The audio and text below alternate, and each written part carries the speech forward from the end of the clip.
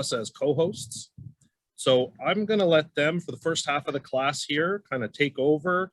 And one of the things that our tax textbook doesn't include is anything on the whole world of bankruptcy and insolvency. And I think this is an important topic that kind of gets left out. And I think it's a good one of interest that you guys can, I mean, it might be a career that you want to go into. A lot of CPAs will go down that road as a career. So I think it's good for you guys to learn some about it. Also possibly for your personal endeavors, as well as for your clients. So a lot of times as a CPA, you know, in public practice like myself, it's important to us to have knowledge on this topic so that we can not to advise our clients specifically on the topic, but more so to know when to turn them over to experts in the field. So like I work as a kind of a generalist, and you know, if you think, I like to think about it as your general physician, like your doctor, your family doctor, and there's going, you know, I need to be able to say, hey, there's some issues here. You should go talk to the folks, for example, at Grant Thornton about this, and they're the experts and they'll be able to walk you down that path. So I'm going to turn it over to them. They've got a presentation here. Afterwards, you guys will be able to answer any questions. And this stuff's not in the textbook, so we're off textbook, but there will be some points. So pay attention. There will be some points available on the final exam. There will be some bonus questions and extra points you can earn on that exam. So you keep a close attention to what they're saying. And I think it's important information anyway. So I will give the floor here to our guest speakers. And once again, thanks a lot, guys. Awesome. Thank you so much for having us, Andrew. And I made the joke before. I'm just going to get my presentation up and running while I make this joke again. I made the joke before when we did an 8 a.m. talk that I had never, I think it was my first 8 a.m. class that I went to. So I will make the joke now that this is definitely not my first 5 o'clock class. So welcome, everybody. Thank you for coming. I am Caitlin Verge. I just want to confirm, can you folks see our PowerPoint here? I'm just hitting play. So it should just be a beautiful picture of Eastern Passage. Yes? Yeah, hopefully. A lot of people saying yes in the comments. I can see it. Perfect. Oh, perfect. Okay, I can't see the comments, so my apologies. So I'll introduce myself first, and then I'll let Larry introduce himself. So my name is Caitlin Verge. I am an estate manager here at Grant Thornton. So in my day-to-day life, I talk to people about their possible insolvency solutions and kind of brainstorm different avenues they might go down to deal with their debt. I have a kind of unique background, but it's a very unique profession. So I was a teacher in another life. I actually am a St. Mary's alumni. I did my English and history degree at St. Mary's, and then I've been with Grant Thornton for almost 5 years. So I'm going to tell you how you can become a trustee out of being a teacher or some other type of profession. But I will let Larry introduce himself. Perfect. Thank you, Caitlin. And thank you, everybody, for having us here tonight. So my name is Larry Crandall. I'm a partner with Grant Thornton. I'm also the leader of what we call our Consumer Insolvency Business Unit. So, we help anybody in financial need, and we call it CBU. I'm the leader of our CBU operations in Atlantic Canada. So all 4 of our Atlantic provinces. In my prior life, I am now currently what's called a licensed insolvency trustee. So I'm licensed by the Office of the Superintendent in Bankruptcy, just to help people sort of go through the system, administer bankruptcies and proposals. Also, I'm a member of the Law Society of New Brunswick. I'm not a practicing lawyer, but I am a lawyer. And I also teach at the University of New Brunswick in our bankruptcy and receivership class. So I'm really looking forward to our conversation today. I can tell you from experience that these conversations, they really excel when they're interactive. So I would really appreciate it if you think, oh boy, that's something I'd like to hear more about. Please don't hesitate to either come off mute and just maybe just voice your question, or alternatively, maybe post something in the chat, and I'll keep an eye on the chat. If I can just, oh, sorry, Larry, I just want to jump in. Ahead. Everybody was automatically muted when they came in, but by no means does that mean that I want everybody to stay muted. So like Larry was saying, if you want to interject, if you have a question, if you want to get involved in the conversation, just tap that mute and unmute yourself and hop right in. Perfect. Or even come on video if you like, whatever, Yeah. whatever. Ideally. Works. So, so I guess, and the last thing is, I'm a big proponent of the idea that there's no such thing as a stupid question. If you have a question, somebody else, 5 people probably do as well. And one thing I usually say around the office is I ask more silly questions by 9 a.m. than most people do all day. So I love silly questions. So with that, Caitlin, did you want to go ahead with a brief discussion about today? Sounds good. And I second, I love being interrupted. So if you want to ask something, please ask. Our overview today, so how we're going to set things up, we're going to talk about who we are. So who is Grant Thornton Limited? We're going to talk a little bit about the insolvency landscape in Canada. So what does debt look like? And what are those options that we can do to deal with debt? And then we're going to talk about how tax relates to those debt options. So how your clients, your future clients, colleagues, whoever might be affected by those types of filings. So starting off with who we are, Larry kind of already got into this a tiny bit, but Grant Thornton Limited is a licensed insolvency trustee firm. And licensed insolvency trustees are basically those who are able to administer what we call bankruptcies and proposals. And we're going to get into that a little bit more as well.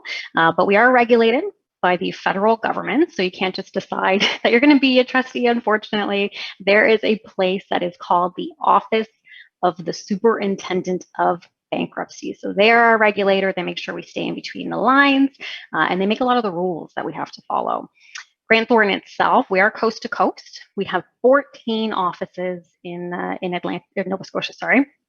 And a lot of those offices we actually share with our colleagues who work in Grant Thornton Assurance. So Grant Thornton has 2 parts. There is, as Larry said, the Consumer Insolvency Business Unit, but there's also Grant Thornton LLP, which deals with advisory services and tax and all that kind of fun stuff. So you might find yourself with them, you might find yourself with us, but we're around, basically. Now, to become a licensed insolvency trustee, or LIT, again, you can't just do it. You do have to go through a qualification program.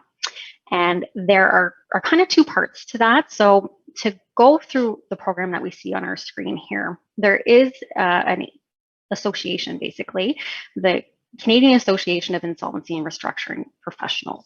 And I have their little icon there at the bottom because that's a hard thing to remember, but CARP, they basically run the program to become a trustee.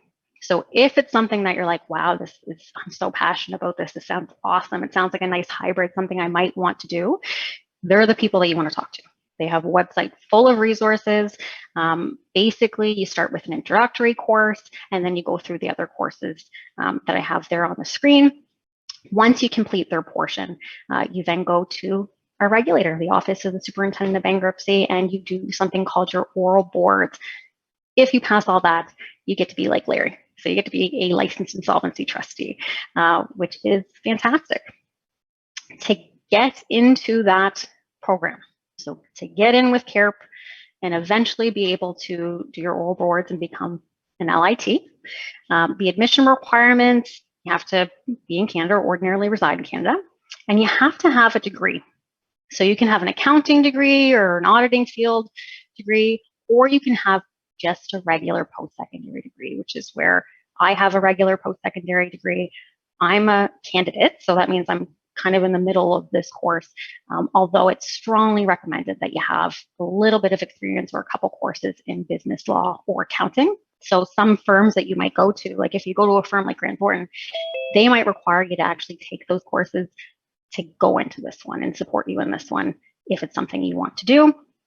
If you don't have either of those things, you can apply, and there's a committee that will review your application and see if you have enough experience. That's kind of for the folks that have been working in the industry for quite a while. So that's how you become a licensed insolvency trustee if you're inspired after you hear us speak today. But what does it all mean? Like really, like how big is this industry and what's the purpose of it and how does it actually work? So the purpose of our insolvency system is really rehabilitative. So it's not a punishment-based system.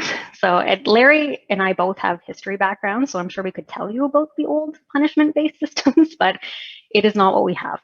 Our system allows honest but unfortunate people to get back up on their feet. And the graphic I have here is what I call my Bible. So this is the Bankruptcy and Insolvency Act. This is the main piece of legislation that sets out the main rules for what we do every day. And the formal options under that act are bankruptcy, which a lot of us have heard about. That's basically like hitting the reset button. So my debt's overwhelming, I can't do it anymore. Bang, reset. There's also Division 1 and Division 2 proposals, which essentially are settlement offers to creditors. So, hey, Mr. Creditor, I really can't give you the whole amount, but here's what I can offer you. And then the two bottom ones, receiverships and CCAAs, we're not really going to get into those, but those are kind of restructuring options. So if you're working for a really big corporation and they're having some debt problems, you might interact with a trustee on those as well. But we're really going to focus on bankruptcies and proposals. So that's our drive, and that's what we're allowed to administer. So an overview of insolvency in Canada. The main question that we want to ask ourselves is, how did we actually end up with so much debt in the first place? And the truth is that our relationship with debt has actually changed. There's not a lot of education around debt and how we navigate it. It's also very normal. Myself, I will totally put myself out there and say that I absolutely had a student loan by the time I was 18 and a half, we'll say. And I was in school, and I was told that's a normal part of going through life, and that's what you do, you take it on. So debt is normalized. Getting credit is easier. Think of every time you kind of walk through a grocery store and somebody's throwing your credit card at you, you can kind of get it at your fingertips. And this is a line that Larry gave me. And it's that there are 74 million Visa/MasterCards in circulation in Canada. And he actually did the research to figure out that that is physically more stars than you can see in the sky tonight. So there are more credit cards in this country in circulation than when you look up tonight at the sky, stars you can see, which is insane. Our population is about 37 million, so it's also like 2 cards per person. So everybody, even if you're a baby, have at least 2 credit cards, which is a really, really large number. So those are huge contributors to how we get into debt. The other thing about it is that debt is cheap. So interest rates have continually gone down. In the 80s, you might have a very high interest rate on your credit cards. Now average is about 0.25%. So it's very accessible. We don't have a lot of education around it, and it's cheap. So it can be maintainable for a certain period of time. As far as the amount of people that are actually filing bankruptcies and proposals or going through insolvency proceedings in Canada, these 2 figures are really interesting. So in 1987, approximately 33,000 bankruptcies in consumer proposals filed, or not just consumer proposals, sorry, proposals, because it includes both. We had a population of about 26.5 million. In 2019, that number has risen to 137,000 with a population of approximately 37 million. Here's the percentages on that, and they're pretty crazy. So we've had a population increase of 39.6. So you're thinking, all right, it's quite a bit more insolvency filings, but we've grew. Maybe it's reasonable. Not really. It's a 400% increase. So that means 400% increase since 1987. So when you're thinking of your future clients, the likelihood of them experiencing financial difficulty or coming up against these types of things can be high, right? Not every client, but it's something probably you're going to be encountering in your career quite frequently, not infrequently for sure. This is a graphic that also helps illustrate the amount of debt we're carrying. So again, we're going to go all the way back to the 80s. On average, in the 80s, when somebody filed a bankruptcy or proposal, they had about 40 grand of debt. That has now risen to around 140 grand in debt on average. So we're filing a lot more insolvencies, bankruptcies, proposals, whatever. We're carrying a lot more debt, and it's way easier for us to get. Now, the other important thing is the myths that surround that. Because you might be thinking, well, I'm going to work with these high profile clients. I'm never going to have somebody like this. It's only people that have low income that would struggle with this type of debt or rely on credit. And actually, my clients are going to be super rich. So they're going to have super great financial skills and they're never going to encounter debt anyway. They're not even going to need it because they're that good. Also, my clients make great decisions. They're coming to me. So why would they ever need to go to the insolvency room? And you know what? Jerry down the street has debt. He's the only one. Nobody else has debt, right? These are all myths. None of these are true about your clients. Having debt does not mean that you're lazy or poor, you have poor impulse control, or you've just gotten kind of out of hand trying to keep up with the Joneses. These are all absolute myths, but they're saying that we hear a lot, right? So the reality, the top 5 reasons for financial difficulty, and this is actual data, and Larry was kind enough to include the link if you want to do some research after the fact. But the number 1 cause of financial difficulty in 2019 was loss of income. And we don't have the data yet for 2020 or 2021, but I would imagine it's absolutely huge. Just with COVID, right? This is before COVID, before shutdowns happening, before layoffs happening, before downsizing. And we're already at 37% of people saying, I had to go this route because I lost my income. And that could happen to your clients. The other reason, the other second biggest reason I would say, medical, right? So it might be somebody that is so set up and so secure financially, they get into an accident or they encounter something medically that just cuts out their income, which of course can happen to any company as well. The other thing, number 3 on our list, relationship breakdowns. So this is a huge personal one. I see it all the time. I might have a couple where they've split up and one person was saddled with the bulk of the debt because it was all in their name, and obviously they can't manage it with just their income. But it could be a partnership breakdown, right? If you're representing a company, maybe the powers that be can't do it anymore. They can't get along anymore and they decide they have a break. They're going to dissolve the company and go it on their own. Could be a huge contributor. The other thing, business failure. Again, huge, huge, huge. Unfortunately, super scared to get the numbers for 2020 because I would imagine with the amount of small business owners that have been really pressured by COVID, this might be higher, but it's still number 4 on our list, which is quite high. And number 5 on our list, which is most important to us here, is tax liabilities. So tax can be a huge contributor to experiencing financial difficulty. And sometimes someone might have all 1 through 4. So somebody might be experiencing all those other things. And then that tax bill is just the final kick to the teeth. And that's what leads them down the road of needing an insolvency solution. So it's going to come at you in a lot of different ways. It's not going to be something that you're not going to ever hear about. But there are options to dealing with it. And Larry's going to talk about how it affects taxes when you're actually working with somebody and seeing it live on the ground. But I think it's super important to also note that all this stuff does have a physical effect on people. So it's not just emotionally we're stressed. Long-term high debt stress is actually going to have a physical effect on you. And really, when you think about it, number 2 reason is medical for experiencing financial difficulty. Well, that kind of just feeds into this, right? So I'm getting sicker. People that you're talking to are going to be super overwhelmed, but that's why we're kind of here to be able to navigate and provide some solutions. And I'm going to hand it over to Larry. Great. Thank you very much, Caitlin.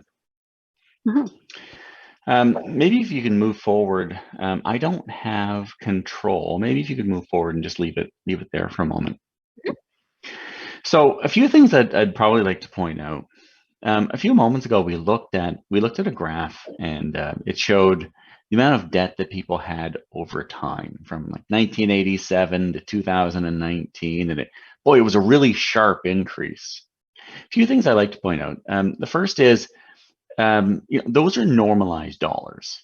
Just so you know, that graph doesn't compare $1980 to $2020. That sharp increase that you're seeing is real. We did see a plateau towards, let's say, after 2013, 2014 did flatten off a little bit. We really have no idea. A really common question. Well, What does it look like with COVID? And what does last year look like? And what does next year look like? And the reality is we don't know. You know, we're also sick of hearing that phrase, unprecedented times. At least in the insolvency industry, that's absolutely what we're seeing. The remarkable thing is, with all of the changes to our economy we've seen in the last year, the amount of, whether it's businesses or people, insolvency rates have dropped drastically. Maybe 50% of people in 2020 filed a bankruptcy or a proposal compared to what they would have filed in 2019. And, you know, what are the reasons for that? Well, you know, people are more concerned about other things than their financial situation. And that's absolutely true. Also, the government has been pushing, we all know about this, the government has been pushing an enormous amount of liquidity into the marketplace. And, you know, it's really been keeping people and businesses, for the lack of a better term, afloat. Now, you know, what is it going to look like when the government withdraws that support? When will the government withdraw that support? We don't really know all of those things just yet. So let's move on to sort of tax issues and insolvency. A bit about my background. I had said earlier that I was a practicing lawyer. I actually was the boogeyman. So I would be the person that would chase after all kinds of government debt. I was what's called an ad hoc Crown agent. And I would be retained by the federal government to chase after, number one, student loans. Every student loan in the province, I used to be the one that was responsible for trying to collect on it. More to the point of our conversation right now is taxes. And I used to be a Crown prosecutor, ad hoc, meaning they would bring me in when they needed me to come in. But I also used to be a prosecutor for quasi-criminal offenses that arose either under the Income Tax Act or the Excise Tax Act. So for tax, or, you know, for personal or corporate tax, and also for HST. And that would be an entirely different side of fireside chat, going through some, you know, some funny stories that come out of that. But I can tell you, I encountered insolvency a lot when trying to deal with people, you know, whether they were good people that just found themselves in a tough decision or bad people doing bad things. I can tell you that the interaction between the Income Tax Act or the Excise Tax Act and the Bankruptcy Insolvency Act, it was common. So I'm really glad that we're spending some time going through this today. Now, Caitlin had mentioned earlier, and this isn't on this slide, but Caitlin had mentioned earlier the, you know, a few different ways in which people can get assistance under the Bankruptcy and Insolvency Act. And, you know, Caitlin had mentioned really two things. The first was a bankruptcy, and the second was what's called a proposal. And before we go forward, I kind of just want to pause and just maybe summarize what those two things are.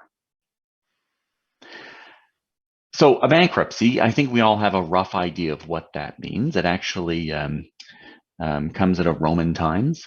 People used to conduct business in markets. And bankruptcy at that point was restricted to traders because trade was risky. And what would happen is sometimes you would have a trader that, you know, business went against him or her. They were unable to pay their creditors. And they would actually appoint, the group of creditors that weren't being paid would actually appoint somebody, it was called a curator, used to appoint somebody to go and to do a few things. They would say, listen, this trader is not paying his or her bills. So, you know, we need help getting our money. And the curator used to go and they used to gather up all of their possessions and they would sell them. They would find out if there's any accounts receivable or debts that are due to the trader, and they would go and they would intercept them and collect them. They would go if there was any questionable transactions. The person had just sold off a bunch of assets or given a bunch of assets to their family or something, and they would go and they would take the steps necessary to reverse those transactions. That curator would go and they would try to get as much as possible, collect as much as possible for those creditors. And that's really not that much different from what a trustee does today, 2,000 years later, in the context of a bankruptcy. Our role in a bankruptcy is, the person going bankrupt. Well, I'll just use the phrase "the bankrupt." What do? They meet with the trustee. They get a fresh financial start. Assuming they're an honest but unfortunate person. They'll get their fresh financial start. And again, what is my role as a trustee? Well, it's to collect some payments from them based on math. If they have assets that that I should realize and sell, well, I'm going to do that. And I'm also representing the interests of creditors, just like the curator back 2,000 years ago, collecting as much as possible. And ultimately, when I'm all done my job, just like the curator, I need to render an account of the work that I've done and the fees that I charge. We call it a statement of receipts and disbursements. The same idea. And then we'll pay dividends out to the creditors. Really, it's remarkably simple, and remarkably similar to what the curator did 2,000 years ago. A few things that are different. Luckily, we've developed the concept of what's called exempt assets. So, if in Roman times, what could somebody keep as part of a bankruptcy? Well, nothing. Nowadays, somebody does a bankruptcy, they're allowed to keep the necessities of life. So that varies by province. Generally speaking, you're going to be allowed to keep a vehicle. You're going to be allowed to keep tools of trade, household stuff, medically necessary aids, things of that nature. And depending on the province, some people you're allowed to keep, a significant amount of equity in your homestead. Most people, by the way, they don't have any equity in their house. So if they do a bankruptcy, they keep it and they just keep paying the mortgage. But again, I think one of the biggest, oh, sorry, didn't mean to interrupt you. Go ahead. I was just going to interject. I think one of the biggest things, I've seen if clients kind of come to me and say, hey, things are going a little sideways. One of their biggest fears is, because a lot of people don't have knowledge about this. One of their biggest fears is, well, does this mean I'm going to lose my house? Does this mean, I'm not going to have a car, right? So I think that's one of the things that would stop people from even maybe engaging in it. Say, well, I'm afraid to lose all these things.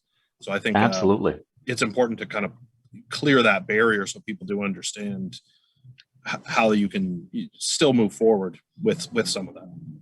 Yeah, absolutely. So I'm glad that you highlighted that, because I think it's that element of, I'll say, fear or element of the unknown that really prevents people from taking advantage of their rights under the Bankruptcy and Insolvency Act. If you are insolvent, you have the right to a fresh financial start.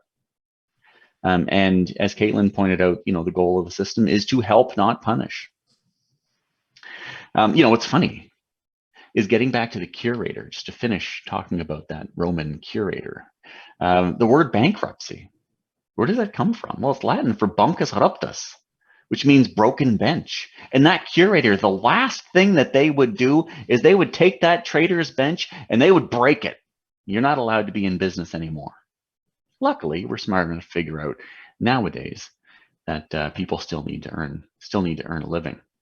So that's one way that people can get some assistance. So, and I'm not going to go through all of the various little minute details of how a bankruptcy works, but what's really important. It's important for this group to know. Number one option is a bankruptcy.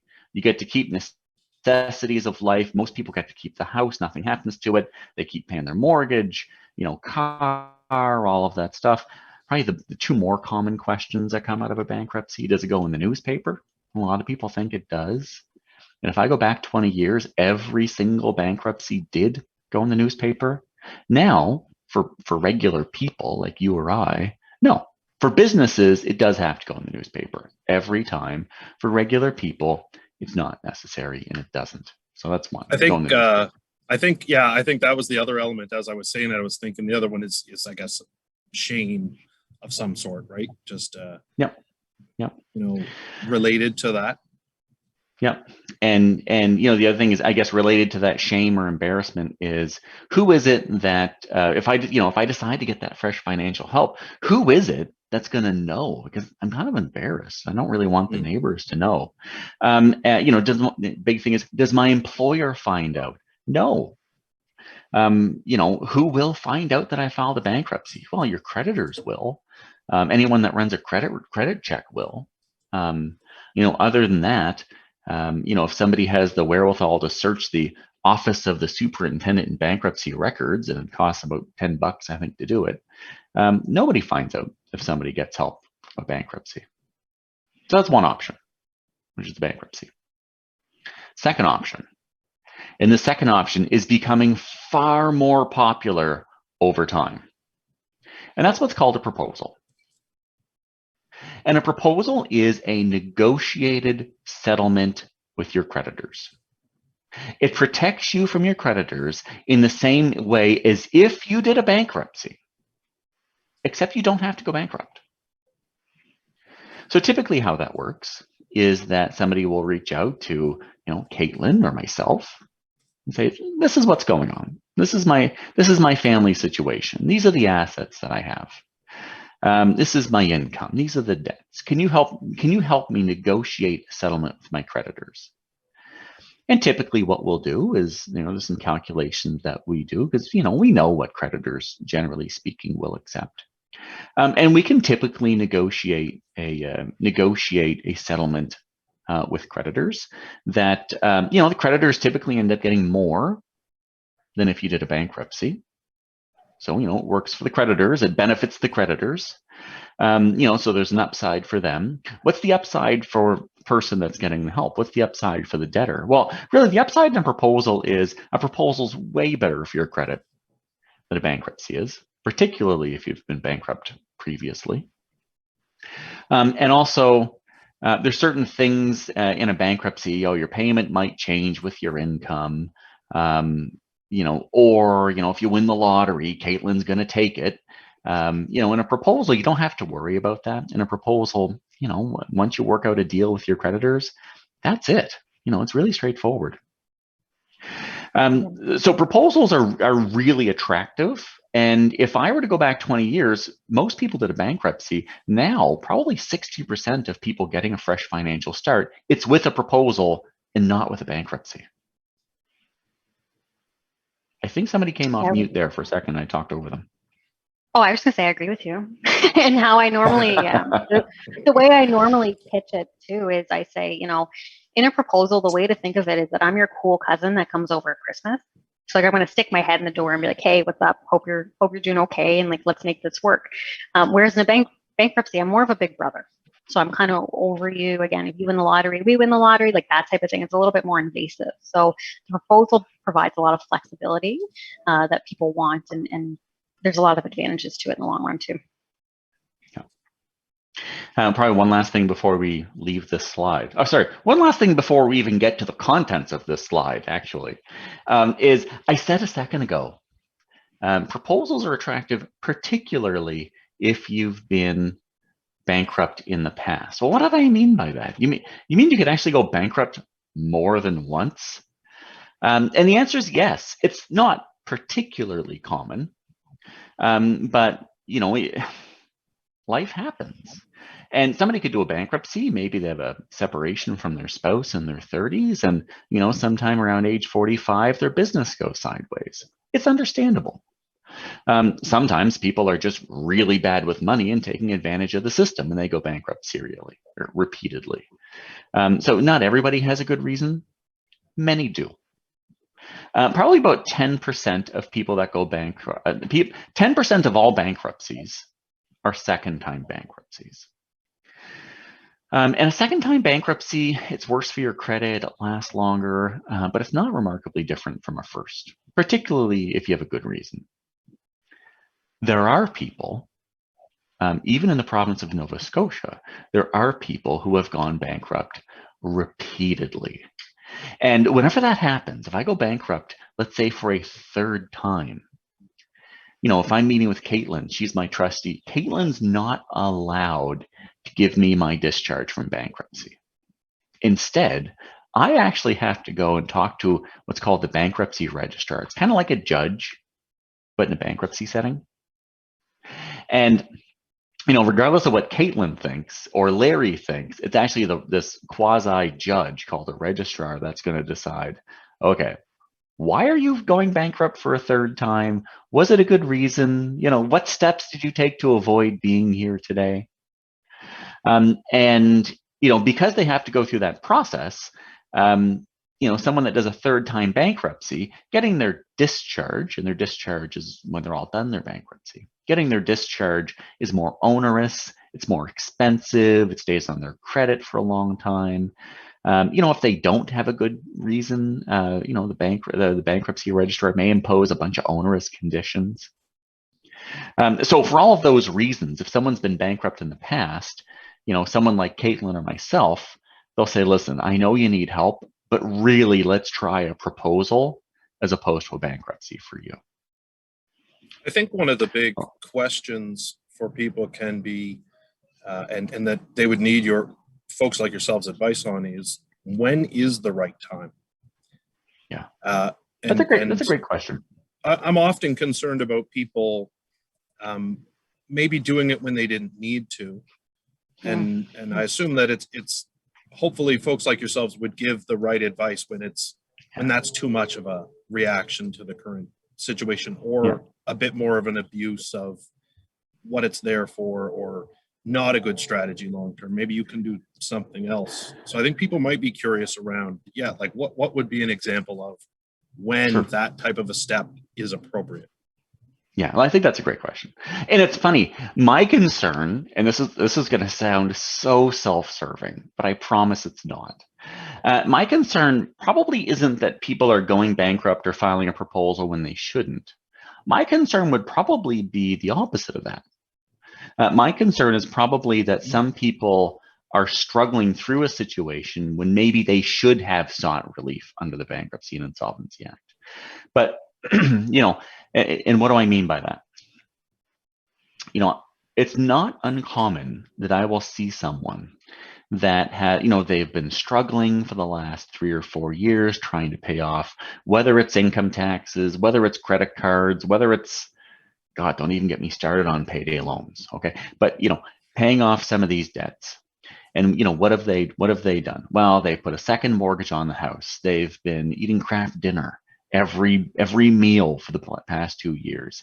It has wreaked undue havoc on their marriage. Probably the biggest reason for separation is finances, and you can figure out why pretty quick.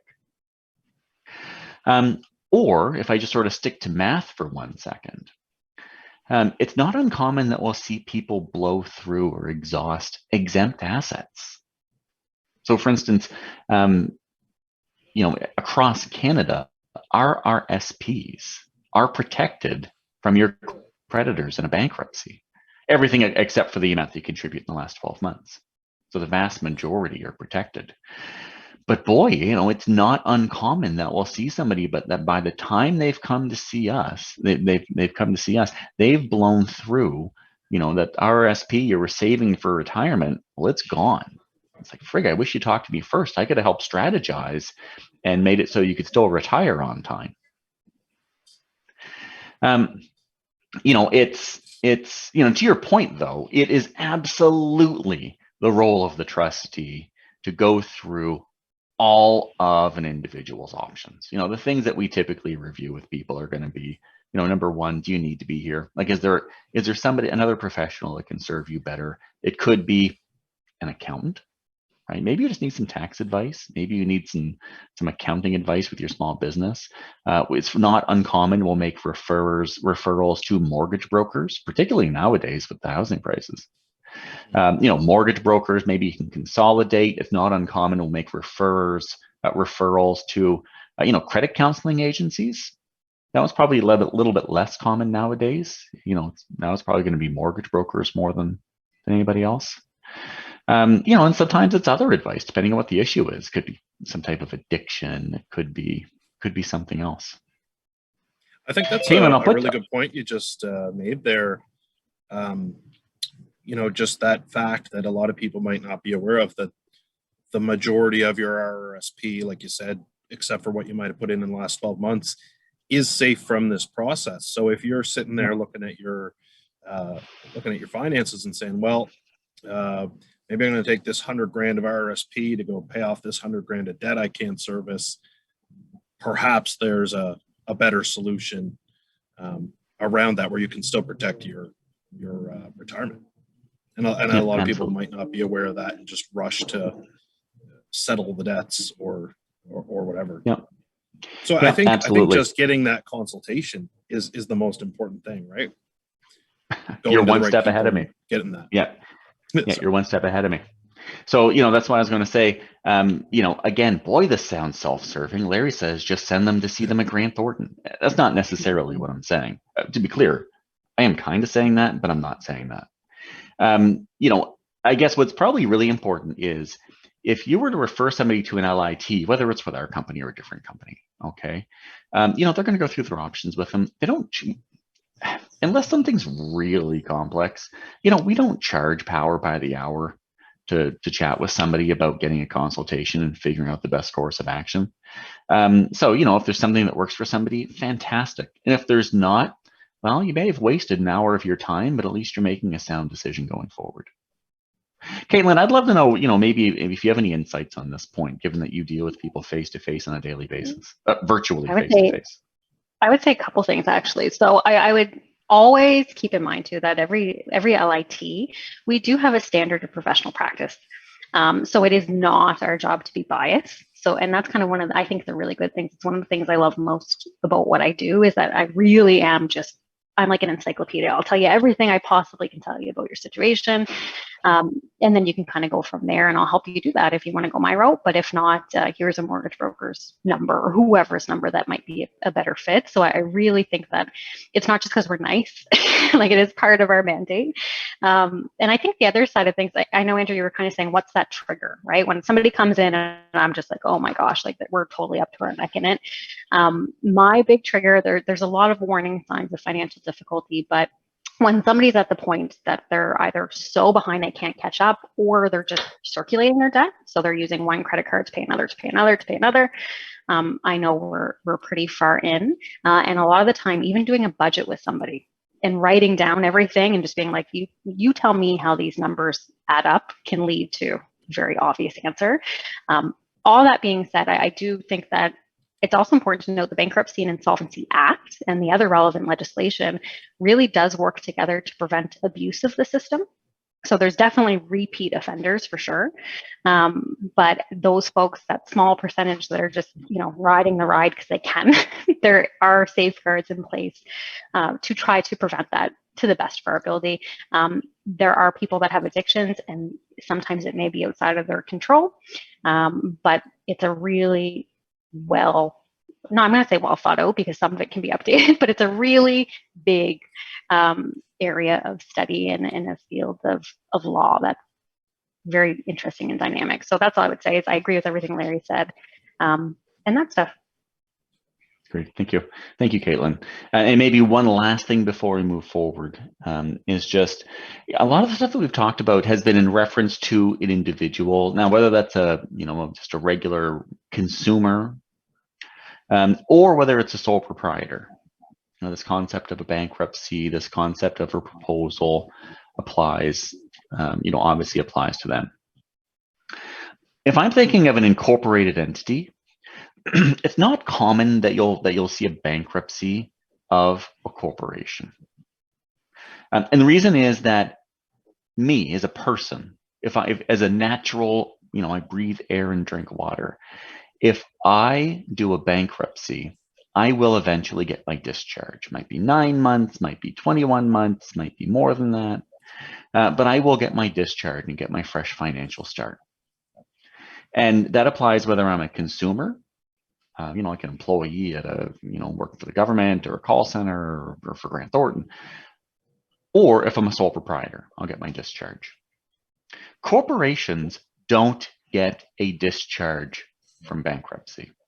So, if somebody comes to us and says, listen, I'm really struggling, my company's really struggling with its cash flow, we don't really talk about a bankruptcy for that corporation, okay? Because again, the corporation is not going to get a discharge. We talk a lot about doing a proposal to creditors for a corporation. So, I don't think that there's going to be something in the rest of this material we're going to look at that's going to be exactly on point. That's why I wanted to say it now out of fear that it won't come up again. But again, for people, we talk about bankruptcies and proposals. For companies, incorporated entities, there's still an option to help them. And we do that by technically it's called a Division 1 proposal under the BIA. They can still do this negotiated settlement with their creditors, and we do it all the time. Okay, now finally, getting to types of debt with this little man carrying this debt word. There's really two different types of debt that we deal with under the Bankruptcy and Insolvency Act. There's secured debt and unsecured debt. What does that mean? Secured debt, that's debt that is attached to or secured by an asset. Best example is a mortgage on a house. What happens if you don't pay your mortgage? Well, the bank's going to do a foreclosure on the house and take it back. They have the right to do that because they're what's called a secured creditor and they have a lien against that asset. Second best example is going to be, if I have a car, if I'm buying a financing lease on a car, or I've got a car loan that I'm paying off, if I don't make my payments, the tow truck's going to come take that car away. And why is that? That's because that creditor has has the right to do that because of their security. In a business context, what is a secured creditor? Same thing. It's not uncommon. You'll have major lenders, BDC, one of the commercial banks taking security against, real properties, buildings that are owned by businesses, or, any other types of personal property.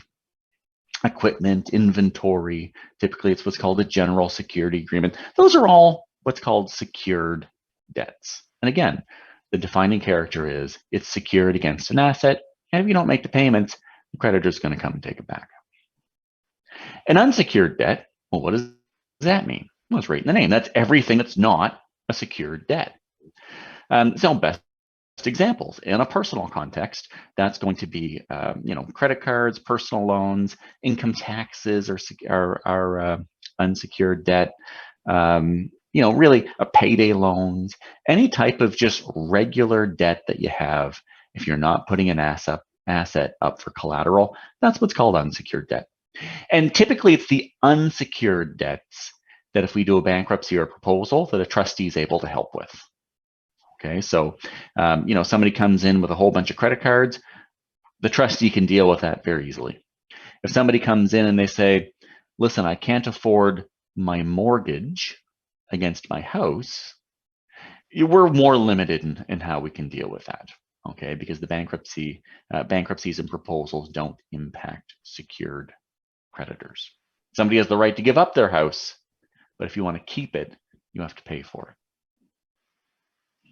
Okay, why don't we move forward? So that's, a little bit about debt generally. What about tax debt? And I'm not using the word tax debt as a term of art.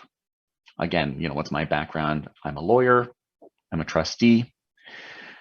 So, this is not a term of art when I'm using it. So what types of tax debt do we deal with regularly? Well, income taxes. For consumers, income taxes all day, every day. What else? It's a little bit different when we come to sole proprietors. Obviously when we're dealing with sole proprietors, we will have some personal income taxes. We'll also encounter HST when they're carrying on business. And it's not uncommon, as you know, when they have employees, there'll be some source deductions, there'll be some payroll liabilities. We'll also encounter, not in the context of sole proprietors, but in the context of people who are running their own business by way of a corporation, we'll have director's liability. We'll have director's liability for HST and for source deductions, and we'll look at that. We'll look at that, I think, in a second. And maybe if you can move forward.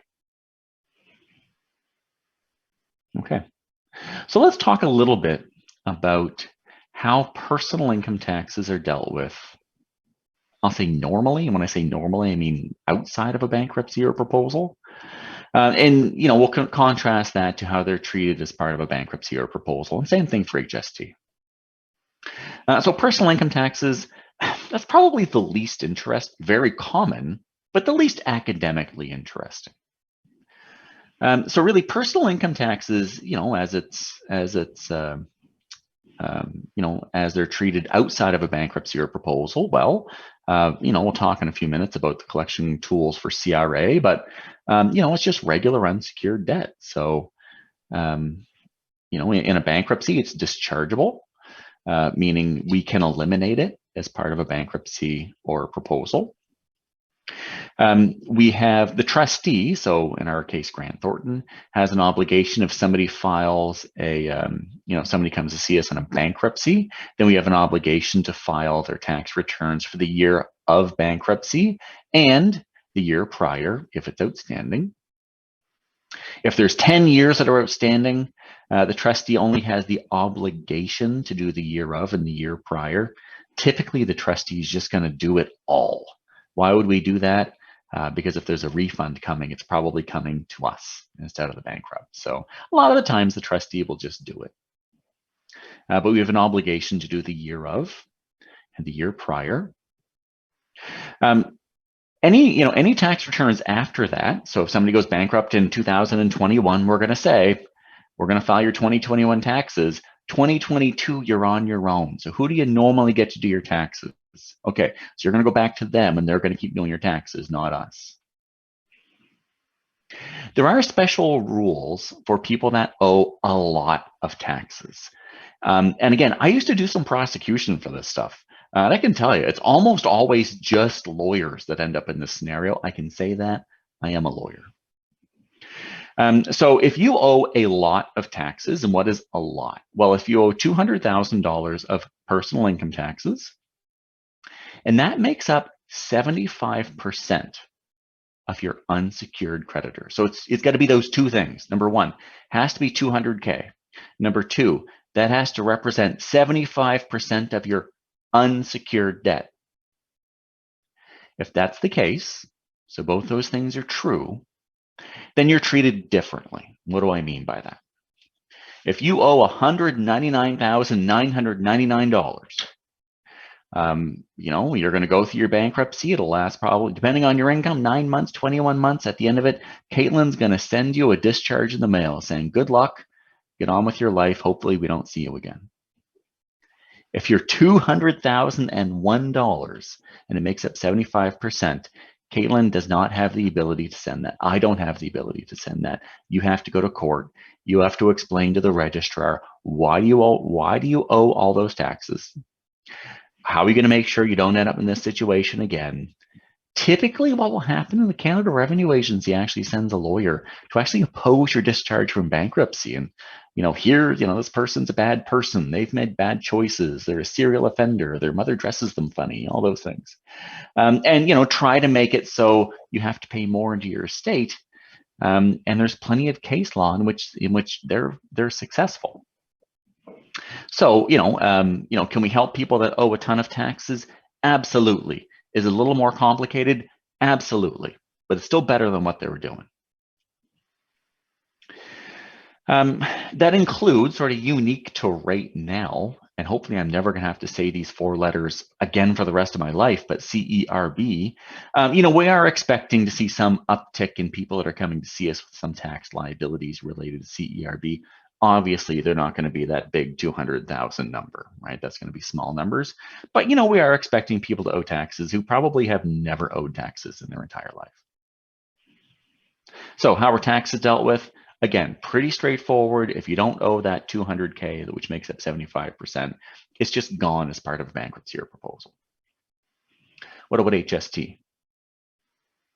You've probably talked about in this course that HST is what's called a deemed trust. Outside of a bankruptcy, HST is a deemed trust. So the law says that when you are collecting, any amount for HST, the law says that you're actually taking that money and you're setting it aside You're not actually doing that. I mean, you're actually just spending it as part of your cash flow. But the law says, this legal fiction, you're taking it and setting it aside. You're holding it in trust, deemed trust. You're holding it in trust for the government. HST is one of those ways, just like personal income taxes, that a bankruptcy or a proposal can really help. Outside of a bankruptcy, HST is really tough to deal with. In a bankruptcy, it actually loses that deemed trust character. In a bankruptcy, it switches from being a deemed trust to any other debt that can just get wiped away. Okay, just gets discharged just like everything else.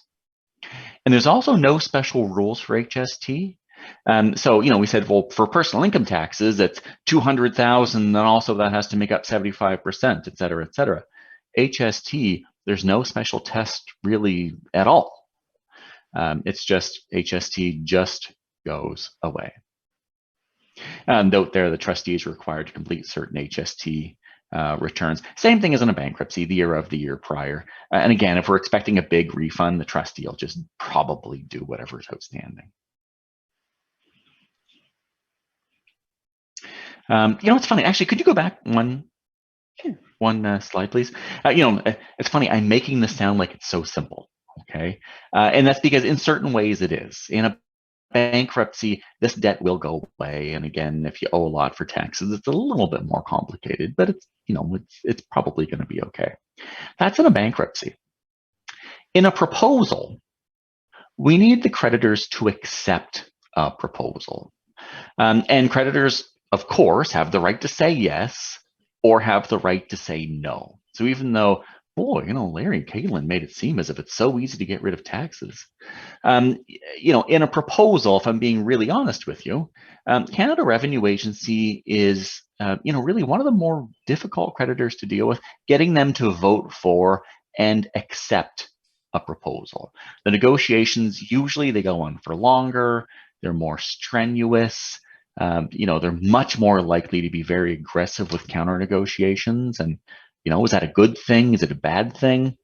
Really, it's neither. It's just a thing that we should all know about. So, we can deal with this stuff in a bankruptcy or proposal. Sometimes if somebody owes, a ton of money to Canada Revenue Agency, we might say, listen, we could do a proposal, but by the time you're done, it's going to be so painful, we should really consider a bankruptcy. Okay. And we've been talking in this course about, so this course we're doing here, Tax 1, is focused on personal income tax. So when we're talking about businesses, we're talking about self-employed, unincorporated businesses. In Tax 2, the next course we move over to corporations. But HST is relevant for both of them.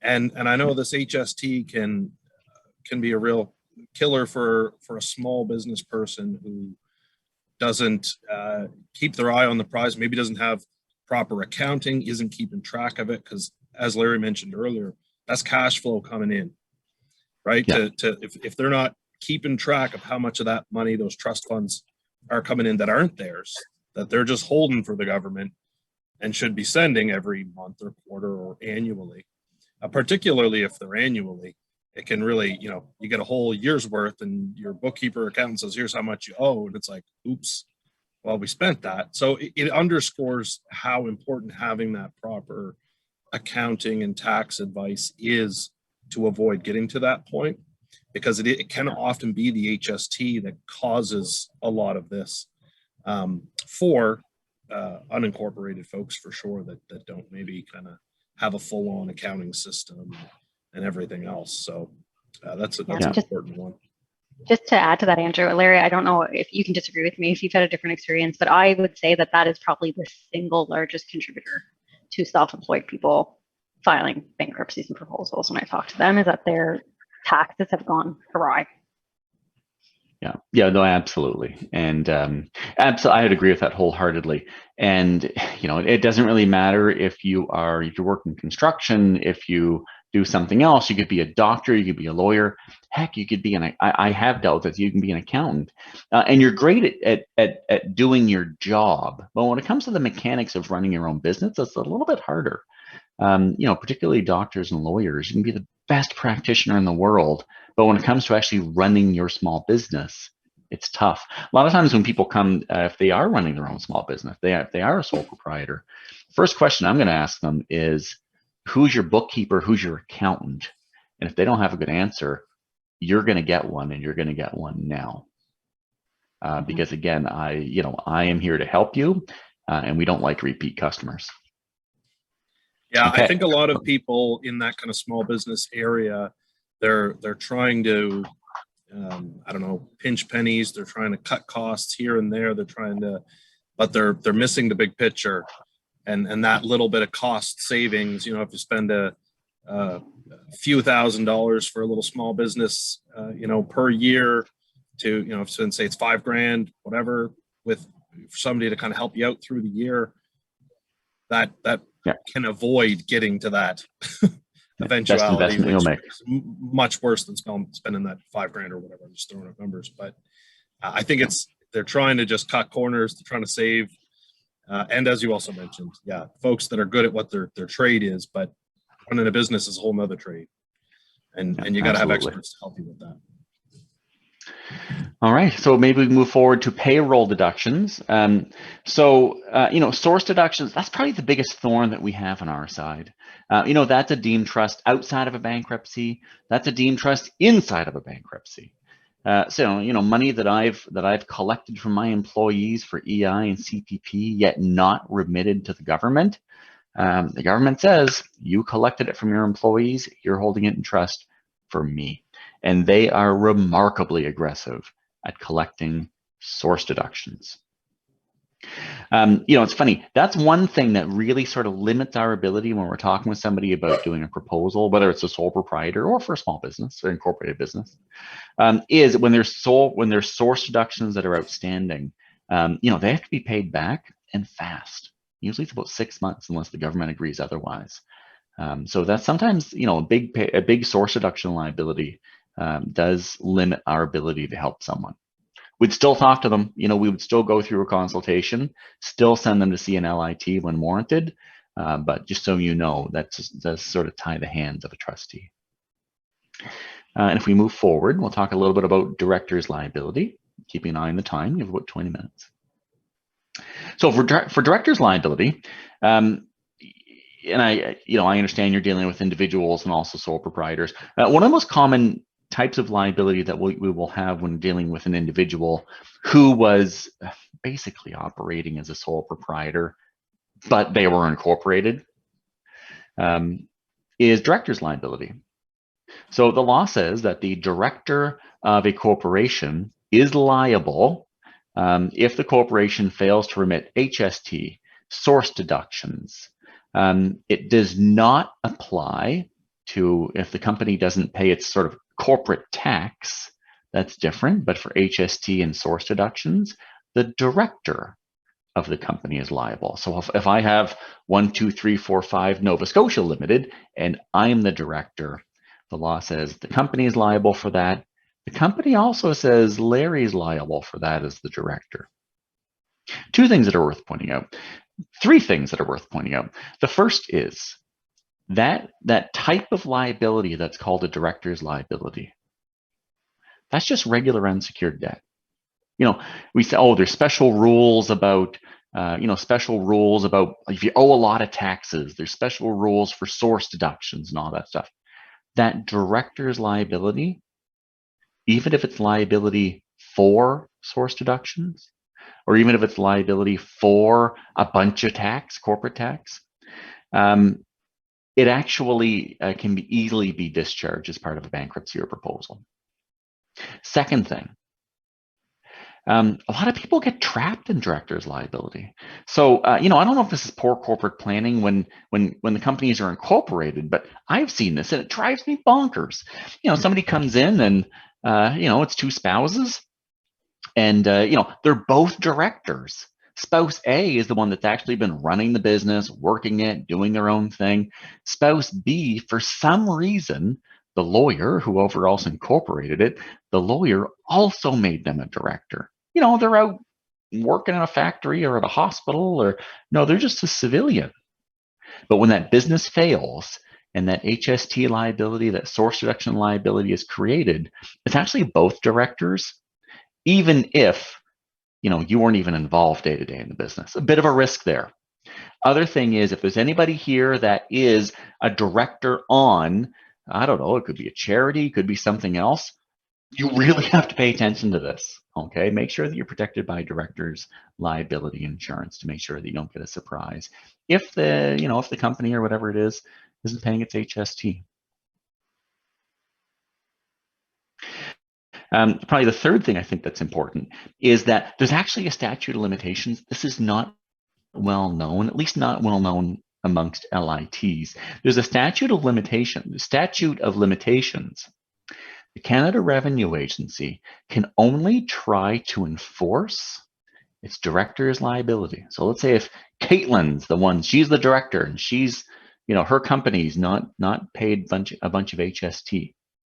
The Canada Revenue Agency can only try to collect from her if they have commenced an action within 2 years from when she resigns as director. So if she resigns January 1st, 2021, okay, just hold your breath. If they haven't started chasing you within 2 years from that day, it's statute barred and they can't. So that's important to know. And sometimes that's some advice that we'll give people is if you're only dead as director's liability, and if you're okay taking this sort of wait and see game, that might be something to consider. Okay, let's go ahead. Collection tools for CRA.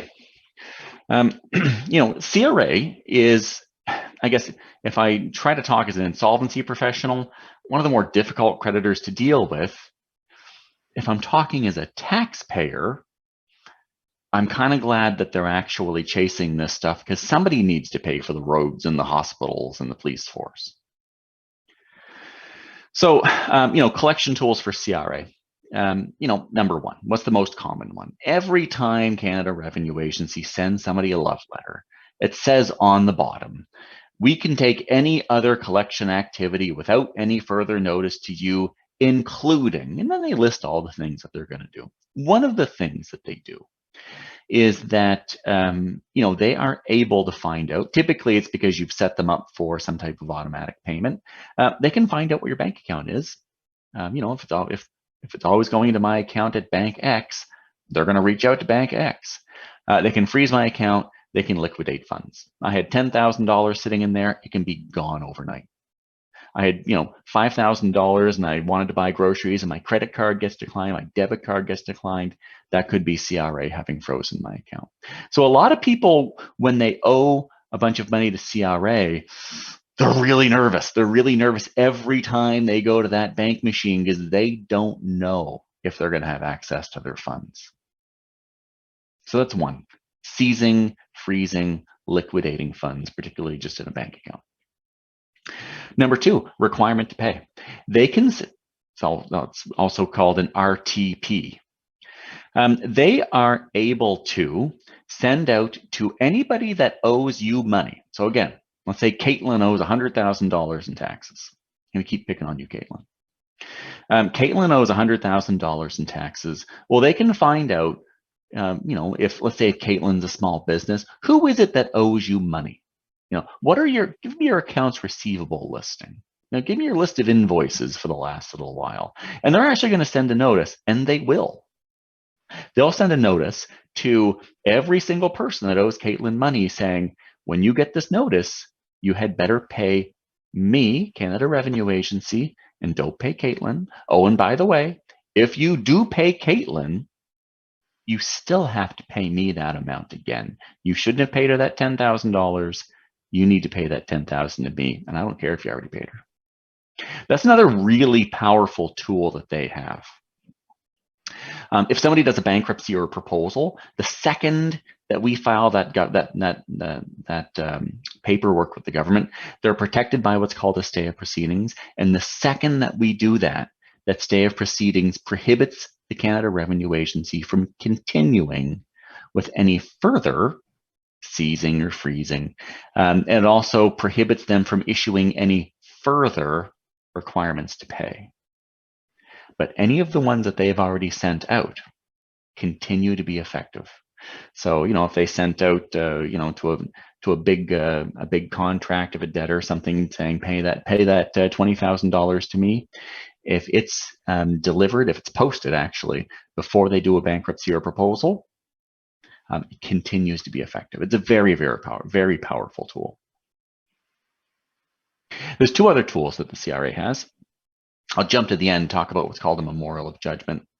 And what that is the Canada Revenue Agency has the right to get it's just a judgment, to get a judgment for any taxes that are owing, whether it's excise tax for HST, whether it's income taxes under the Income Tax Act.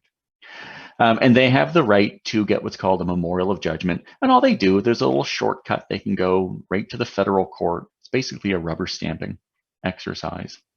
And they can register that against any property that you own. And the second that they do that, it's really tough to get it off. They're considered to be a secured creditor the second they register that memorial against your house, against your cottage, if you're a business, against your whatever other buildings or land you might own. Typically if I owe a bank for a credit card, you can put a judgment against my house. I go see Caitlin. Caitlin helps me get it off as part of my bankruptcy. It's dischargeable, even though it was registered against my house. With Canada Revenue Agency, the second that judgment against that house, it is stuck there. And we'll see an example. Please don't move forward just yet, but we'll see an example of what a memorial of judgment looks like in a second. And then the last thing we'll talk about is what's called a Section 160 assessment. And maybe Caitlin, if you could move forward, I think it's one or two RTPs. So we've talked about RTPs, but let's move forward to the Section 160 assessments. Okay, so these are a huge trap, and in fact, I tried to find from Star Wars a picture of Admiral Akbar saying it's a trap, but somebody said, listen, for copyright reasons, don't do that. But Section 160 assessments, they're a real trap. And these aren't well known by a lot of practitioners. Shocks me the amount of lawyers that give really bad legal advice because they don't understand this. But basically, Canada Revenue Agency has the ability under Section 160 of the Income Tax Act that if you owe taxes and you transfer an asset, say I transfer my cottage that's worth $50,000. I transfer that to Caitlin, or I transfer that to my spouse, or I transfer that to my mom or my dad or brother or somebody else. Because that was transferred when I owed taxes to CRA, CRA is then allowed to assess the recipient. So, Caitlin, I'm going to give you my cottage. It's worth $50,000. By the way, I owe hundreds of thousands of dollars in taxes. Canada Revenue Agency will then say, Caitlin, you received that cottage. You owe me whatever the amount is. And it's either the value of the asset that's been transferred, so in this case, $50,000 cottage. Alternatively, the maximum of what Larry owed. So they have every right to go to Caitlin and say, you now owe me the $50,000 that Larry owed. And that's scary because a lot of times, you may receive funds or you may receive assets and you don't even know about it. You don't know that the person that transferred it owed a bunch of taxes. It also becomes an issue really in two other places. The first is when there's a deceased estate. And the executor or the administrator comes in and they're doing their best to realize on assets and to transfer, to the beneficiaries of the will what they're supposed to get. But a lot of times they're not professionals. And I've seen it before that executor comes in, they transfer a bunch of assets. Canada Revenue, turns out that the person that's deceased owes a bunch of taxes. And the Canada Revenue Agency now says to the recipient, yeah, now you owe me taxes. So that's a bit of a risk, obviously. So that's one way that issue comes up. Second is, if you ever insolvent corporation, you know, if you're taking money out of an insolvent corporation and it owes taxes, again, one of the ways that CRA can get you is under Section 160 of the Income Tax Act. And once they levy that assessment against you, it's just your own tax debt. It's like any other tax debt that you might own. So then they have the tools to go and do, you know, RTP, seize and sell assets, all of those things, garnish your wages. All right, let's move forward. We actually don't have that much left. Memorial of judgment. So like I said, the instant that the Canada Revenue Agency registers a memorial of judgment against your real property, and again, what's real property? It's land and its buildings. The instant that the Canada Revenue Agency registers one of these, I can see that we blanked out the name of the judgment debtor, registers one of these against the person's property, it is tied down, and that is effectively acting like a mortgage. You can't transfer it. If you go bankrupt, you can't really get rid of it. You know, one good thing, they don't need to do this, and it's a policy. It's not a directive. It's not in the legislation. Canada Revenue Agency will limit the amount of their memorial of judgment to the amount of equity in the property. So, for instance, if this judgment was for $1 million, but it turns out that when, you know, I go get an appraisal, a fair market value appraisal, it shows that there's only $50,000 of equity. They'll actually negotiate with you as part of a bankruptcy. They'll negotiate with you to say, listen, I know that the judgment's for $1 million. I know that there's only $50,000 of equity. You pay me the 50 and I will discharge that. That only happens as part of a bankruptcy, not, you know, if you go try to deal with that on your own. They'll happen as part of a bankruptcy. The second thing is it's a policy of CRAs, and that could change like the direction of the wind, but they've had that in play for quite some time. Okay. I would just add one thing, Larry, if I can, Please. because I know we touched on it last time, Andrew. I think that it's also important to note too that this stuff doesn't come out of the blue. So it's not, you know, George isn't going to wake up and have a memorial judgment on his home tomorrow. Like there would be an awareness. And I think it really circles back to the importance of compliance and the importance of keeping CRA in the loop, whatever you're doing, right? Maybe they're not going to file an insolvency proceeding, but still keeping up to date and knowing where you stand with the Canada Revenue Agency. So this doesn't happen because we don't want this. Yes, and a lot of this stuff does dovetail nicely with chapter 2 of the text, which was all about kind of the policies and administration of CRA. So we, you know, back several classes ago at the beginning of the course, we had focused in on some of that topic, and we can kind of bring that back now, which is, I guess, the way I always put it to people and to clients. You know, there's two parts of CRA, one for compliance, one for collection, and you want to, you know, some people will avoid complying because they're afraid of what they're going to owe. But then I've explained that effectively CRA can just make that number up for you and just say, you owe this much because we've done some fancy math. We didn't give you any deductions, and here's your debt that's more than you really owe, but now you owe it.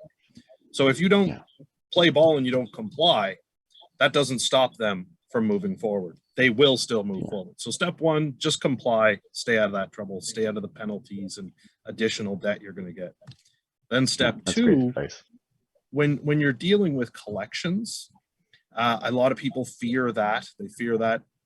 But the best thing you can do, the number one best thing you can do is to communicate and to be available. Make sure CRA has your proper address, your proper phone number. Make sure you answer their calls.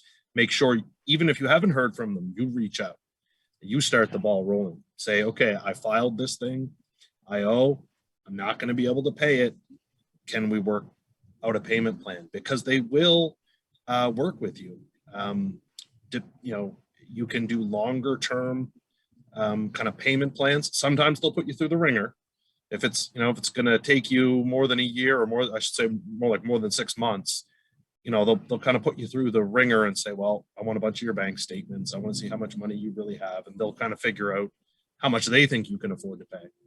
But the number one thing is just not to avoid it. Avoiding it is the only way that you're going to get down this path. And I use the example of a client that I had that was just a kind of a serial ignorer of this, right? Ignored all the paperwork that came in, ignored all the phone calls from the collector, just had that fear for CRA, just did not want to talk to them, didn't want to deal with it.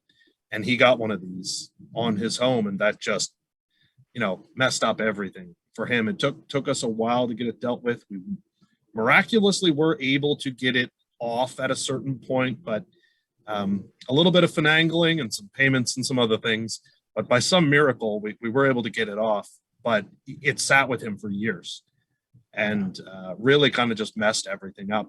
And I truly believe that if he would have just communicated along the way, he could have avoided that if he would have made payment arrangement. I guess that's the biggest thing. Keep the lines of communication open. If they're not hearing from you, then it is just a button press for them effectively. They'll just go, all right, well, this guy's not playing ball. Here, we're going to freeze the bank account, collect the money. We're going to just go ahead. And I mean, the memorial judgment, I think you're a lot farther down the road. The numbers are bigger maybe, and you've ignored them for longer. I don't know that there's a magic amount of time, but it's going to be up to the discretion of that collector. And the best thing you can do is one, file everything so that they don't make up even scarier numbers than the truth. And then number two, keep that communication open with the collector. Be proactive. Yeah, that's great advice. Transparency. Yep, that's what they're looking for. Then then they don't get scared and do these other terrible collections techniques. Yeah, very good. So yes, like what Caitlin said, it's not going to be a surprise. The person might act like it's a surprise. Like you say, they went tried to use their card, it didn't work. It might be a surprise in that moment, but they knew this was coming. They've been receiving letters. They've been receiving phone calls. It's never truly a surprise. Yeah. There's two more things, and one more thing, and I'm not going to go through it in any detail other than to give you a link. Read this link. It's just about the concept of when I do a proposal, and if I'm getting a bunch of debt forgiven, is there any part of that I have to worry about from a tax perspective? Okay, and I love this quote, debt forgiveness rules are extensive and quite complex. And when that's issued by somebody at the CPA Institute for BC, but when the CPA Institute is saying this thing in particular is extensive and quite complex, I'm going to do it a disservice by reviewing it. The article itself is excellent, though, so you've got the link there. We'll make sure to share this, do review it with a cup of tea or a glass of wine. And maybe the last thing, if we skip to the end, I probably wouldn't worry too much about. Actually, I would look at this. Section 178 is probably the last thing we should talk about. There are certain debts that don't go away as part of a bankruptcy or proposal. Two of them that are worth pointing out. Three of them, because there are a bunch of students. One of them, student loans. There's special rules for student loans, and I'm sorry to say that. They go away, but it takes 7 years. Another one is any debts based on fraud. So, we have seen cases in which CRA, someone's doing tax evasion and they were successful in arguing that constituted fraudulent behavior. Last thing is any court fines or things similar in nature to a court fine. So, one time I prosecuted, it was a tax preparer that was fraudulent, and he actually was a big C criminal, and he got a really, really big fine, over $1 million. Then went bankrupt, and of course it didn't go away because it was a fine. So, just know that there are some small pools of debts that don't go away. The ones really that are important to this class are probably going to be anything based on fraud or any court fines or sort of criminal sanctions. And then the last page, obviously would love questions if we have time. I don't know if we do. The last thing is our contact information. So if you have any questions now, please, let's review them. If you have any questions a week from now, that's great. You've got our email address right there. So do feel free to reach out at any point. We do not charge to talk with people. We love talking with people. It gives us a break from our day-to-day. Yeah, I'd encourage you guys. We're no big rush here for time. This class does go till 8:30, so I'll fit in my chapter 9 where it fits in there. But I'd be happy if you guys have any questions. Now's your your shot to ask them here in person. So if anybody does, feel free to hop on the mic there and ask away.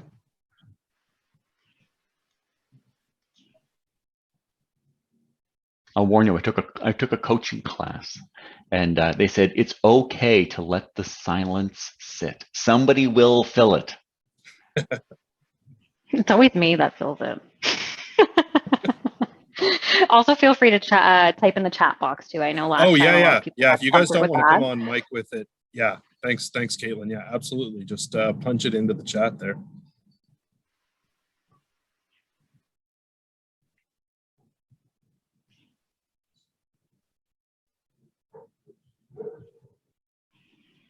Okay. And I'm not sure if anybody does have any questions. And if not, that's absolutely okay. You do have our contact information that's on the screen. And again, we are absolutely happy to review a situation with you.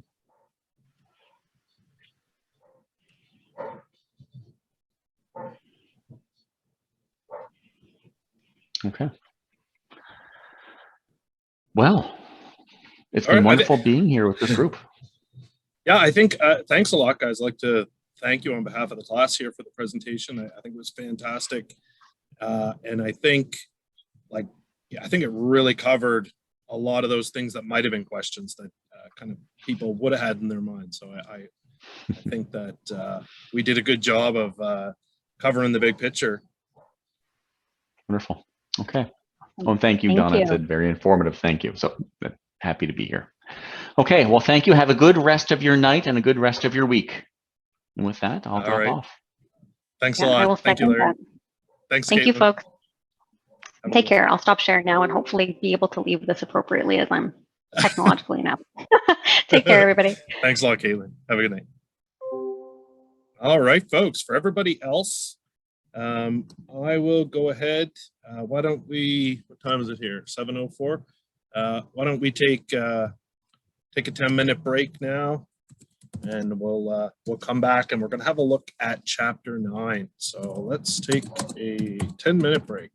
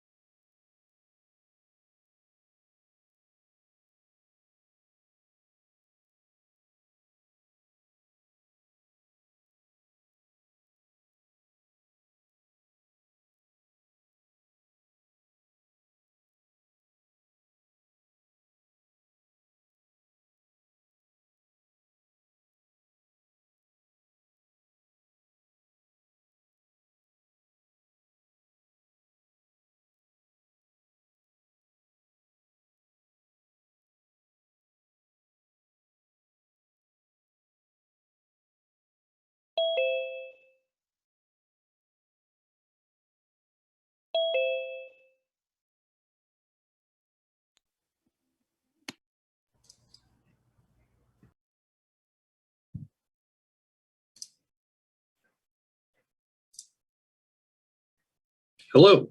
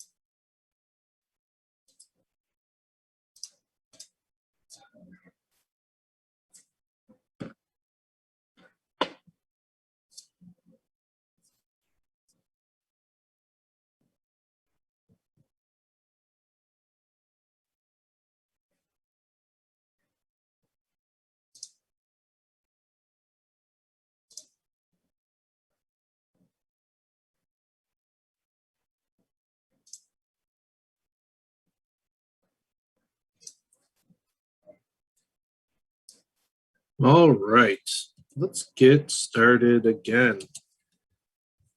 Can everyone hear me okay?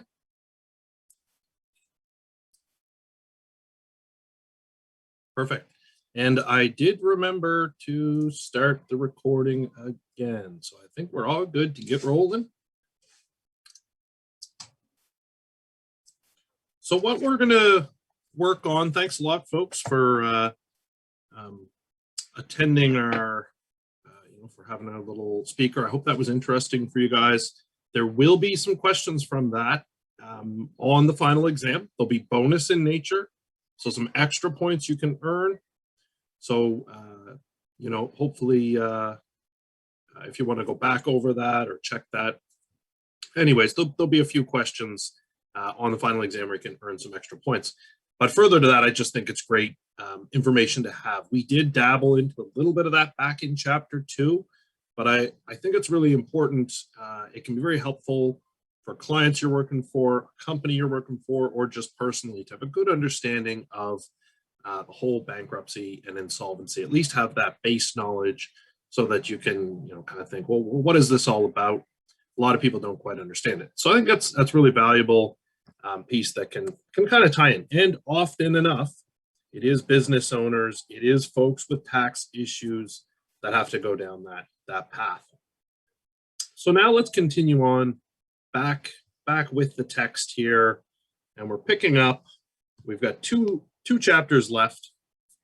We're going to pick up on chapter 9. So you guys should see the slideshow there for chapter 9.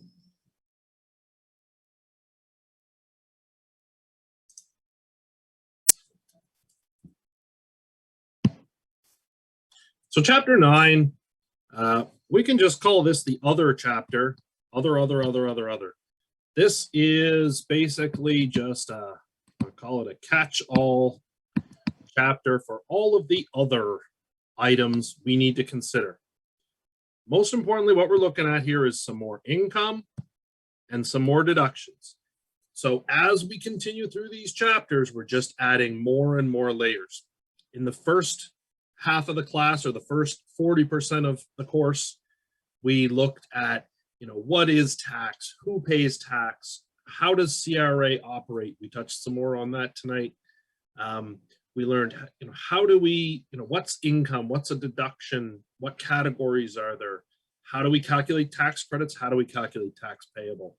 We learned all those basics in the first 4 chapters. From there, we just keep adding new wrinkles about business income, wrinkles about property income. Capital gains was the last chapter. Employment income back in chapter 3. Now, chapter 9, we're just going to kind of catch all of the other things that didn't fit nicely and neatly into those chapters, because there is more to the story here.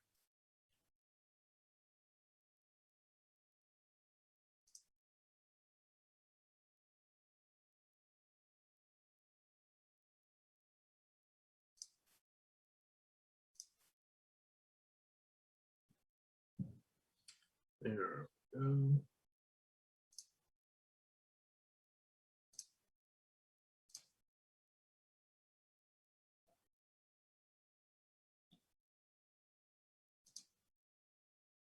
So the first number of slides here are really, they're not going to get into a whole lot of detail about each topic. So we're going to move through them pretty quickly. And what we're referring to here is just other things that would be added to your income. Then we'll get into a couple of items where there's some more number crunching. In these cases, we're just adding a little wrinkle and we're saying, here's one more thing that would be taxable that you would have to add to a taxpayer's taxable income. So one of those things is pension benefits. So, oops.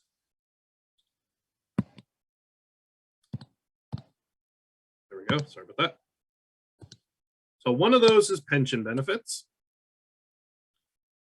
So if you have a taxpayer who's on the retirement side of things, their income could come through pension.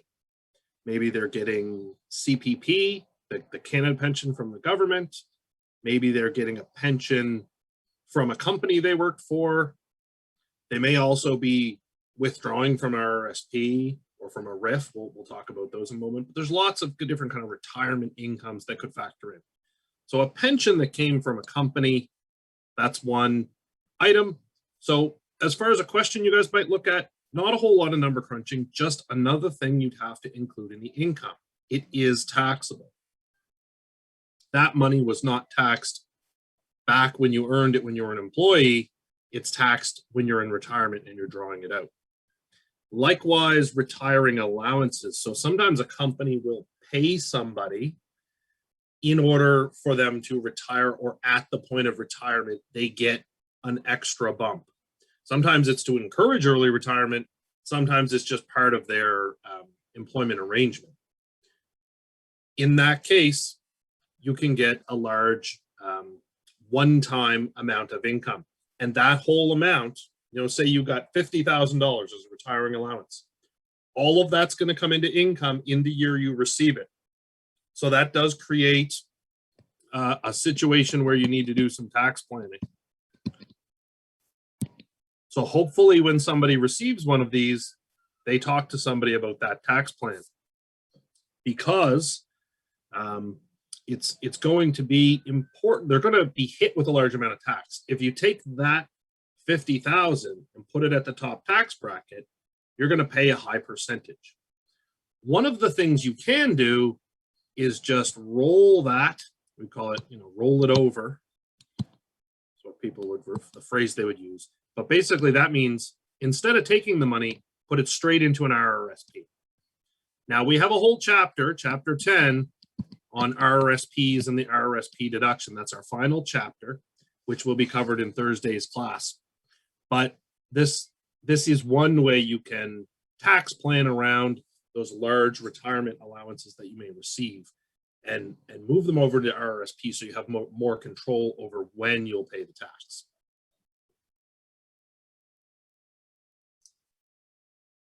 We also have death benefits that can be paid out, and those would be taxable. Often this is paid to a spouse.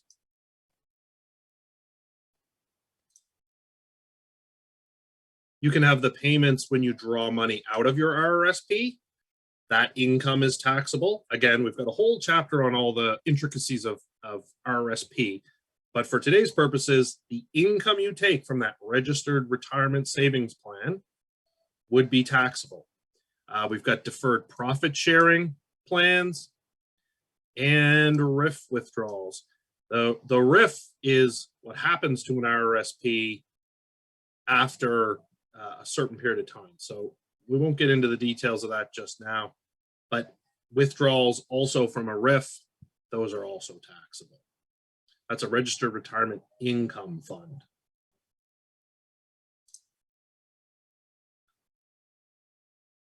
We talked previously about a home buyer's plan, I believe. In this case, you're allowed, well, actually, maybe we didn't yet. Maybe that comes again in chapter 10.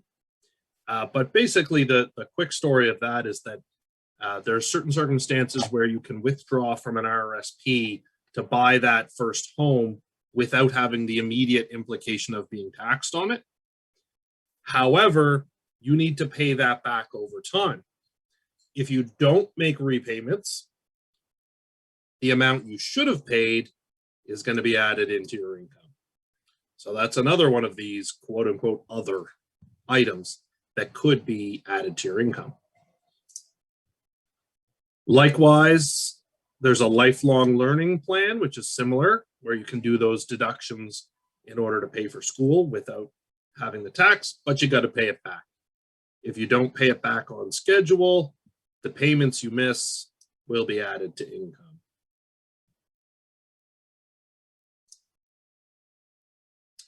Another one that people often, I've seen some people get into some tax trouble here when they didn't think they were going to owe money when they received scholarship money. So some of that can be exempt and sometimes it isn't. So you need to know the status of that scholarship. So there's some exemption limitations for post-secondary. It does not include postdoc fellowships. If you're part-time, only tuition and program-related materials, and it must be received to support enrollment in a post-secondary program. So sometimes scholarship amounts can be taxable. Likewise, research grants.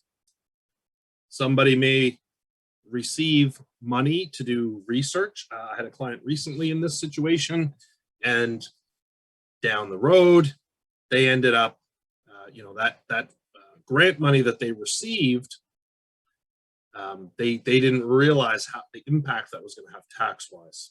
They didn't have a lot by way of research costs. It was more about their time and their effort. So that research grant is still a taxable. It's not a tax-free money coming to you.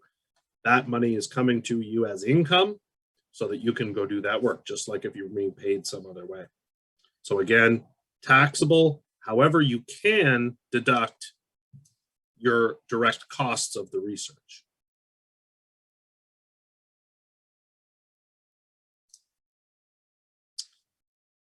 Social assistance.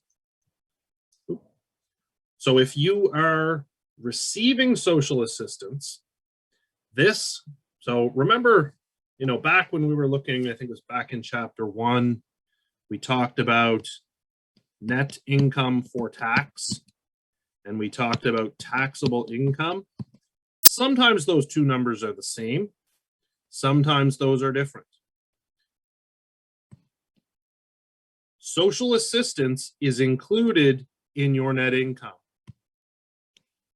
for tax. However, it is deducted before we get to taxable income. So this can be an example of something that would make a difference between your net income for tax and your taxable income. So it might affect benefits you might receive based on your net income. Basically, it's saying, we want to know how much income you have, whether it's taxable or not, before we pay you out certain benefits, like say a GST rebate or child tax benefit, that sort of thing. Workers' compensation, right? You get injured on the job, workers' compensation is paying you, same thing, included in net income, but deducted from taxable income. So it's treated the same way as social assistance.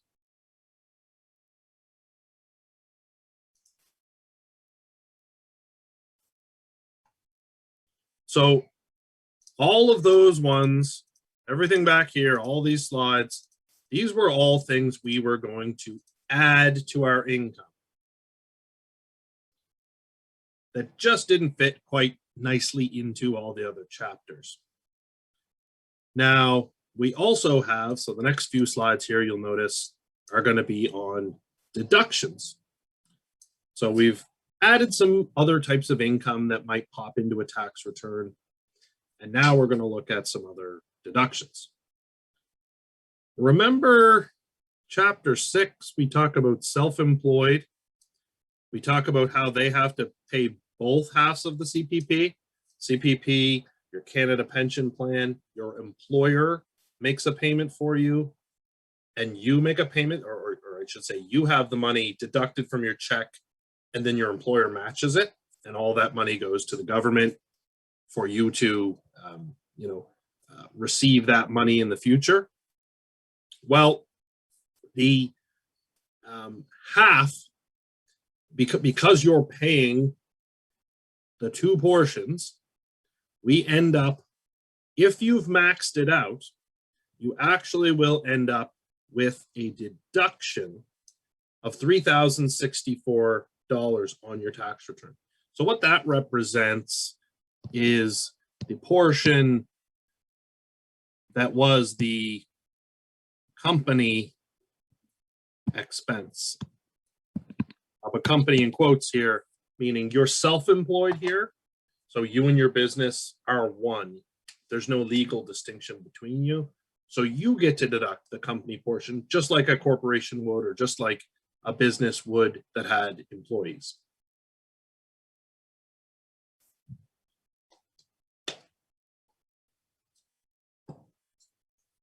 So that's another deduction that could show up if you're looking at a question and the person's self-employed.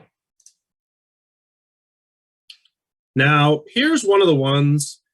There is a question on moving expenses in assignment number 5. And by the way, assignment number 5 is online. It's due next Monday. So you guys have, you have that available, so you can get to work on it now. And that's your last assignment, which, and again, that'll be due on Monday. And then from there, we're heading towards the exam.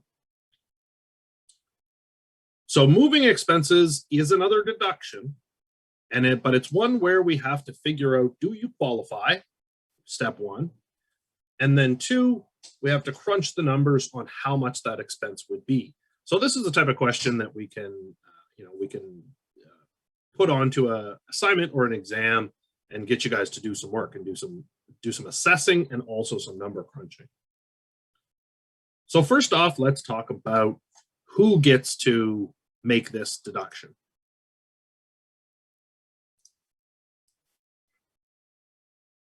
So of course, it's somebody who's moving, and the move is to a new work location. It can also be a move to full-time attendance at a college or university, but I'm going to say, don't get too excited about that because there's more.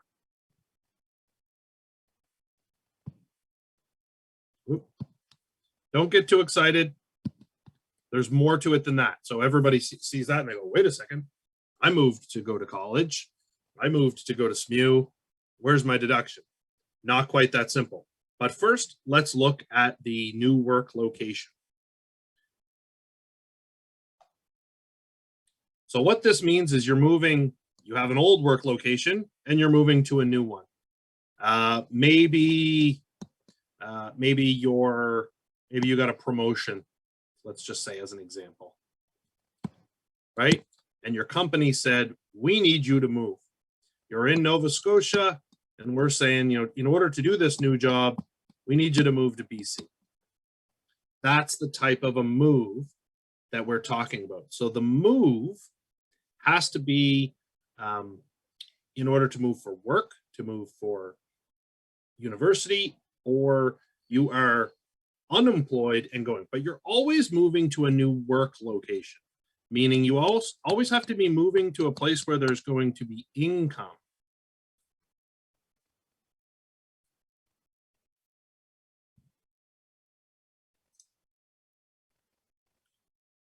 So when it comes to, I guess to give more on this full-time attendance in college and university, there would have to be income related.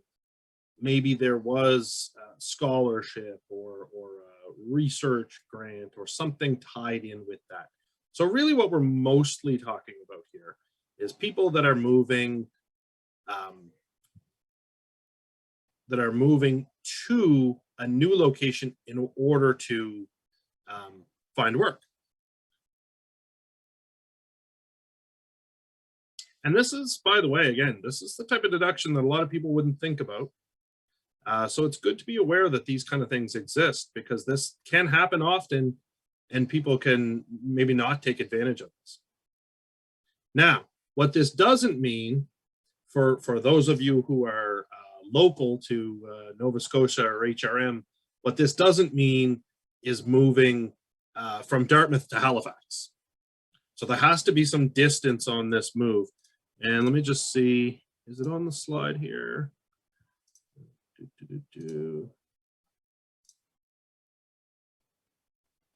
It's 40 kilometers closer. That's what, yeah, that really should be in the slides. Yeah, it's not on there. So you need, it's in the text though, but I just want to highlight that it really should be in the slides, but that's exactly it. You need to be 40 kilometers closer. So a move from Nova Scotia to BC, you know, that's easy, but a move from Dartmouth to Halifax, that's not going to cover it.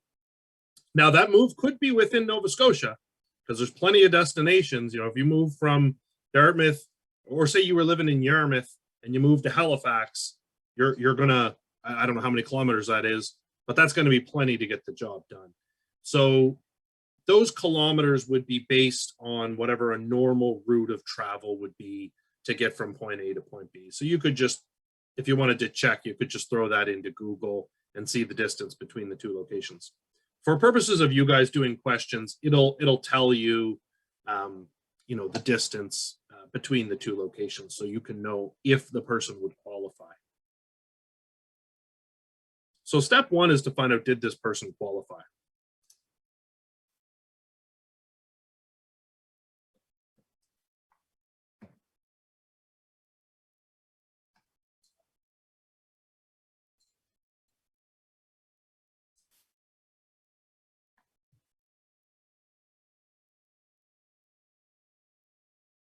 Yeah, 1 second there, guys. My screen is just flickering a little bit on me here.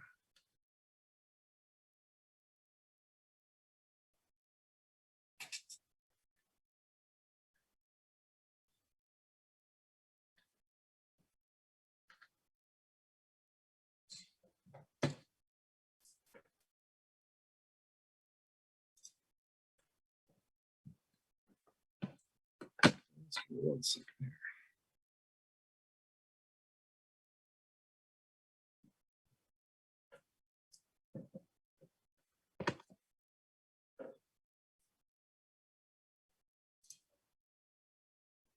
All right, there we go.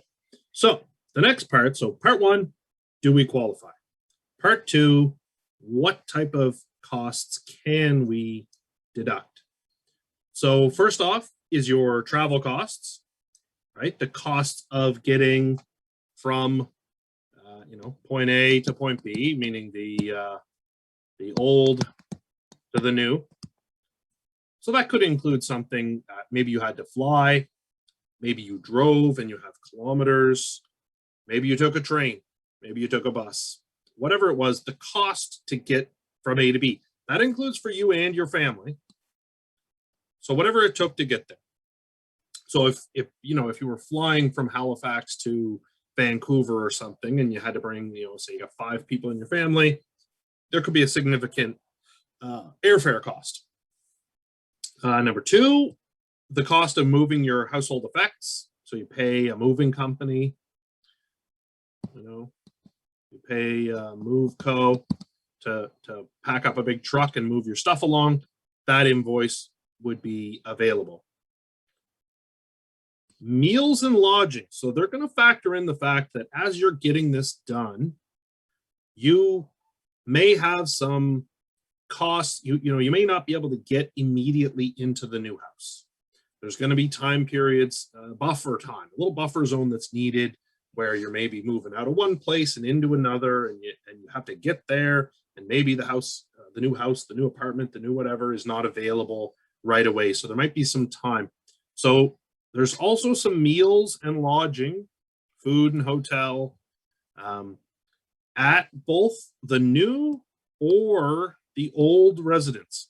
So it can be both, but limited to 15 days. If you are currently leasing and you have to make some sort of a payment to cancel that lease, you can claim that cost as well. And again, what we're building up here is a deduction. And remember, a deduction is decreasing your taxable income and moving you hopefully down into lower brackets. Or I should say, maybe a better way to phrase it is, it's taking off income at the highest possible bracket that you have available to take it off of.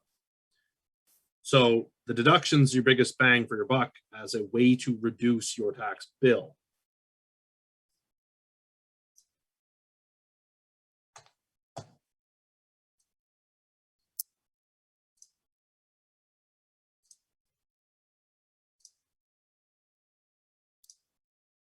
What else? So we're going to keep rolling through the list here of things we can deduct. Now, so we mentioned lease cancellation. Say if you had a lease you're renting. Well, there's also selling costs. So you have, let's do this example where you're moving to Vancouver. So your company says, we're going to give you a promotion, but the job's in Vancouver. It's not in Halifax. But you own a house. You've got a family. So now you're going to have to sell your house. So inside of that, there's going to be costs, right? There's going to be real estate agents. There's going to be lawyers. There's going to be an expense to getting that house sold. So those selling costs at the old residence, that's something else you can deduct. So we're adding all of these things together into a pot to calculate our moving expenses that we're going to be able to deduct. There's also potentially costs related to acquiring the new residence. This is only applicable if you owned an old residence in the first place. So in other words, they're saying, we're not going to give you this if you didn't have a house to begin with and now you're buying a house, because you may have done that either way eventually. So this is only if you're really having to swap one house for the other because of this. Not that you're maybe going and buying your first home in the new location. So that's a limitation. There is also potential of $5,000 of interest, taxes, and utilities at the old residence, and the cost of revising any legal documents. So any legal costs related to any of this can be deducted.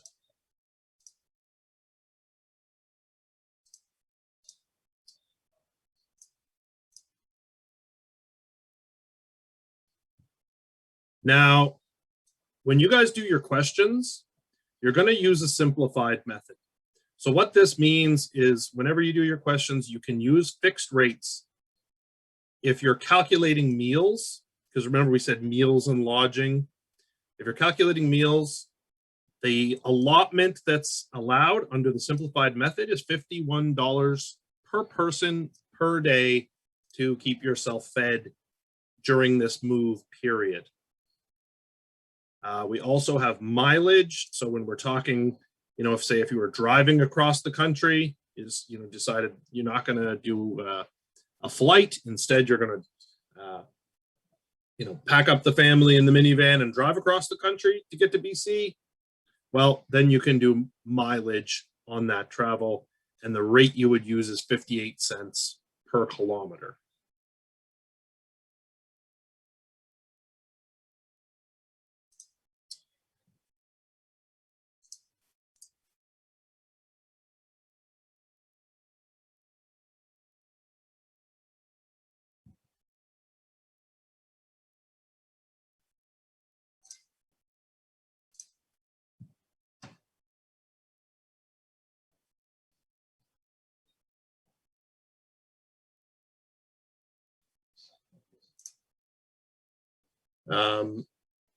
Just to give you guys a page reference here, if you want to get into and look at all the details of this moving expense, it starts at the bottom of page 395 and then continues on 396.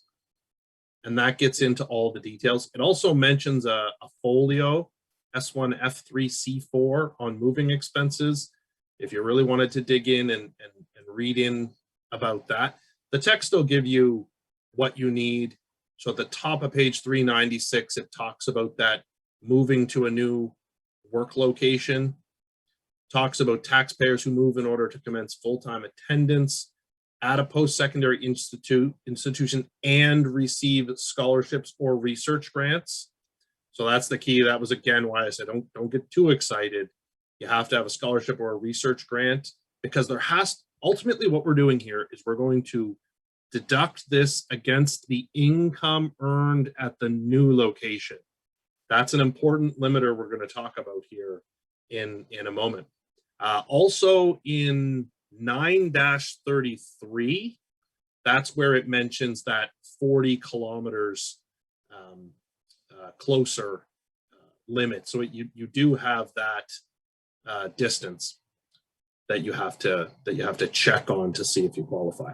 So that stuff's all in the text there if you want to look at the details of that. It also gets into detail in 9-37. It gets into detail on all these expenses that you can claim. So the slideshow is good, but the text is more exhaustive on the details. So make sure you do read through that section in the text.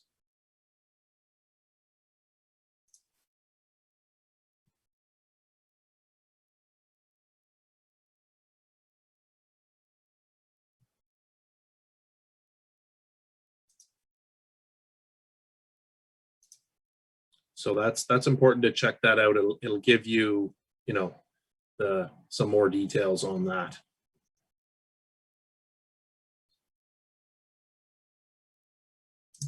Let's keep going here. Oops. Yeah, because really that's the last bit right there on the slides. So make sure you read through the text there. It gets into all of the details. There's a few things that the slideshow does leave out here. So one of the important things is that the expenses are limited to the income. I'm going to just, for simplicity, say at the new job, or that scholarship or grant income, if that's what it was. So if you made 50,000 this year at your old job, and then partway through the year you do a move, and then at the new job you kind of came there at the end of the year and you only made $4,000. Your claim is going to be limited to that $4,000. Now, there's good news though, because the difference you can carry forward. So a question might say, hey, this is you figure out your expenses, the income's 4, maybe the expenses were 10, and you need to identify that 6 can be carried forward. So it's just like every other question. We're always looking at what's the current year implication, meaning what can you deduct, what's going on with the taxes this year, and then also what's the future implication, what can we carry forward.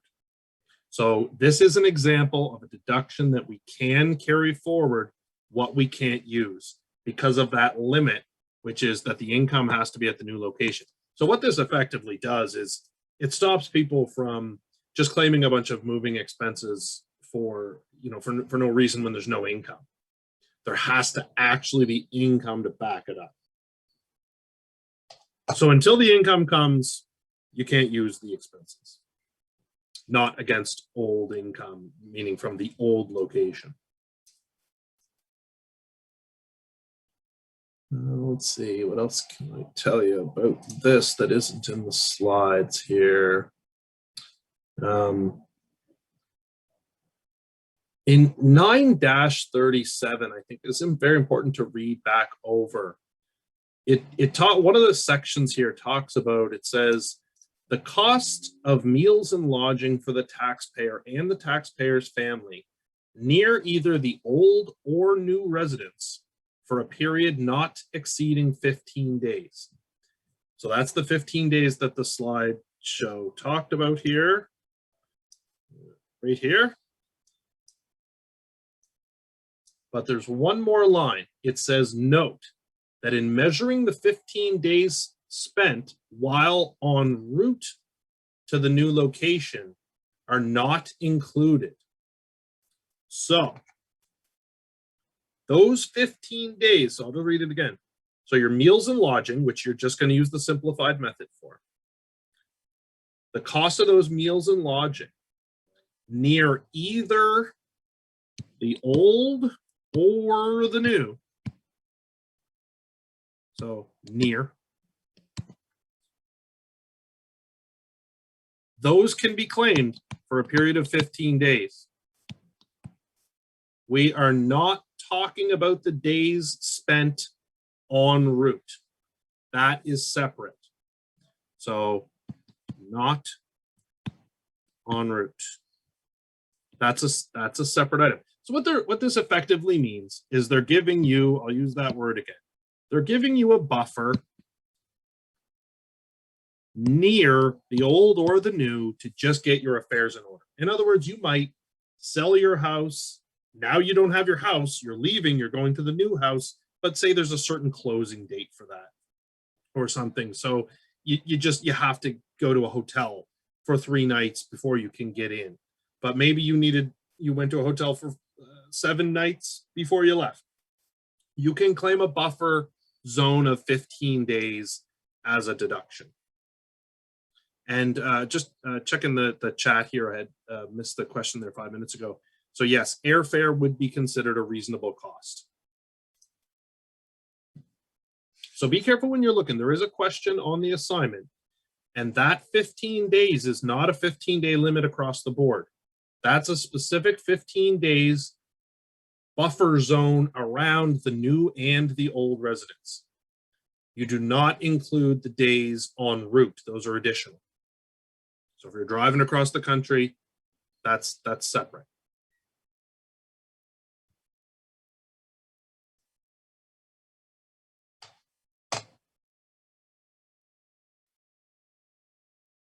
So that's moving expenses. That's one where you can do some number crunching. Let me see here. I'm just going to stop this share for a second and share something else.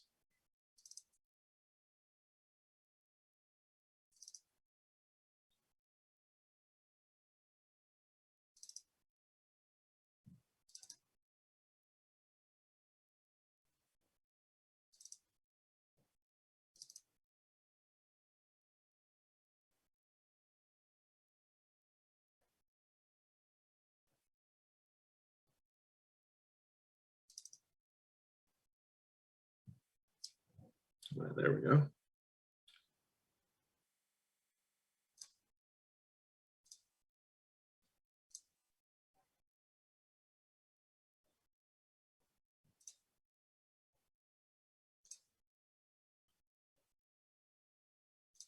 So here's a question that you guys, this is already online for you.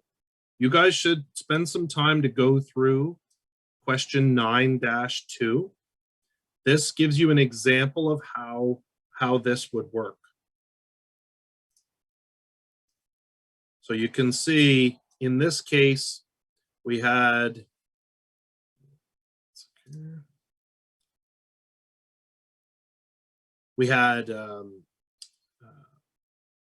trip to a hotel and food. After they acquired the house, there was some 4 days at the new residence. They had their selling costs at the old, acquisition costs at the new. Again, when we're talking about these like selling costs, you know, we're talking about commissions, legal fees, stuff of that nature. Some more hotels and food. So the hotel would be just whatever you paid, but the food here, we're using the rate. Again, with the mileage, in this case, the person was moving to Regina, so looks like they drove, and there's a number of kilometers.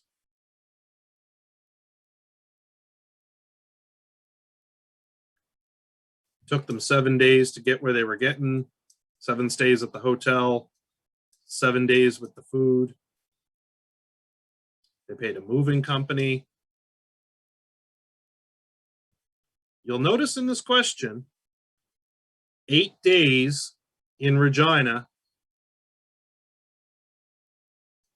4 days after acquiring, and 3 days in a Halifax hotel. So as you're going through this example, what you can notice here is, let me see if I can.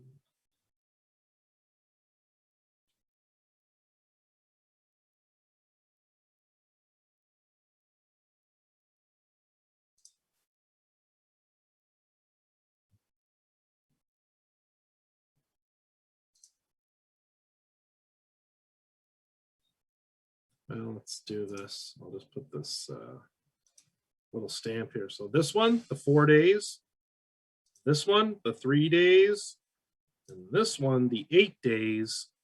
Well, 8 plus 4 is 12 plus 3. That is the 15. That's the limit. So that's an example of what I was just talking about a second ago here, right? So you've got, whoops.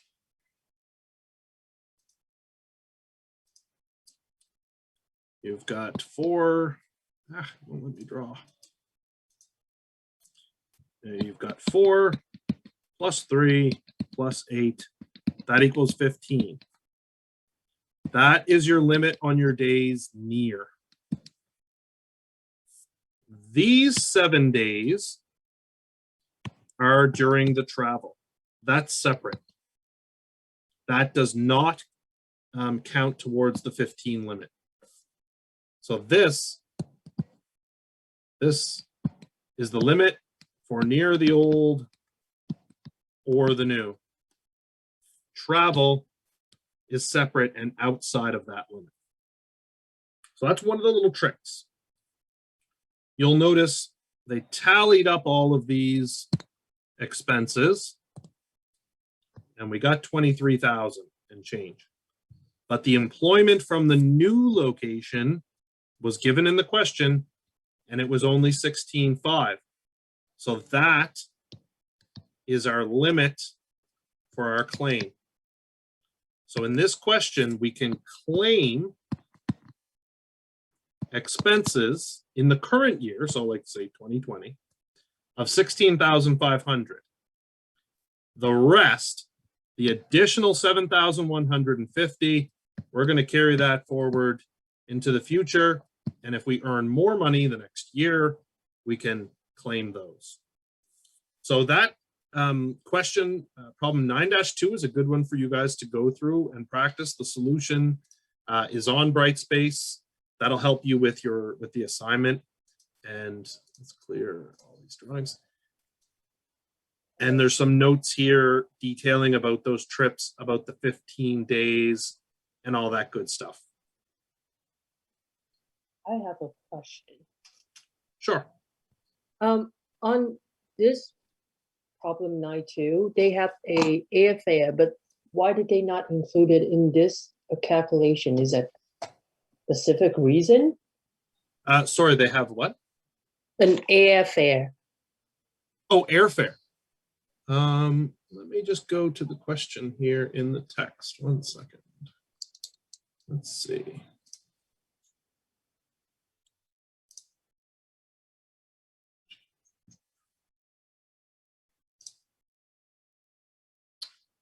So this is assignment problem 9-2. Ah, yes. Okay. So this question is on page 438. And in the question, it talks about an airfare. It says, after accepting the new job, Miss Fox flew to Regina to find living quarters for herself. After 2 days of searching, she was able to locate a suitable house. Subsequent to purchasing her new home, Miss Fox remained in Regina for an additional 4 days to purchase various, to buy some furniture and other things for the residents. So again, they'll, that those 4 days has been included, right? So we have We have those 4 days right here.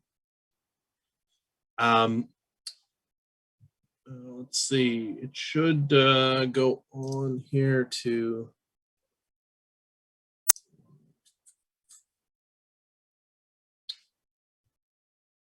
talks about the 3 days in the Halifax hotel. That's at the top of page 439.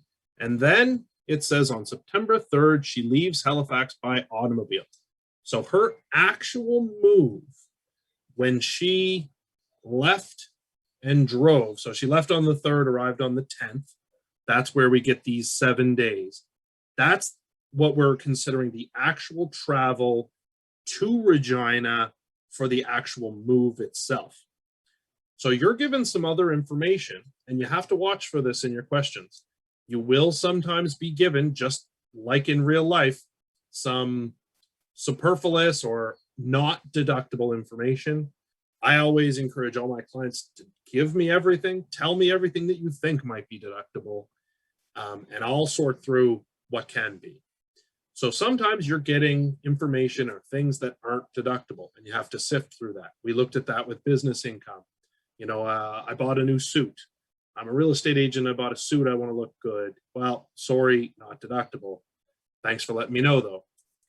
But in this case, the example is that airfare. So the airfare was to go house hunting. That airfare is not deductible as a part of this cost. That's why it's not included here. If she had flown to Regina, and she was, in this example, she's starting in Halifax. If she had flown to Regina as her ultimate, like, leaving and staying there, then she would have been able to deduct the airfare. So it's not about it being you can travel in whatever's a reasonable way to travel, but that exact airfare was specifically for house hunting. And so that's not deductible under these allowable moving expenses. Thank you. No problem. However, she does get to claim a bigger claim, which is 58 cents on 3,900 kilometers, plus the days in between. So she's got a pretty substantial claim around that travel, $3,599 of the claim. That right there relates to the travel.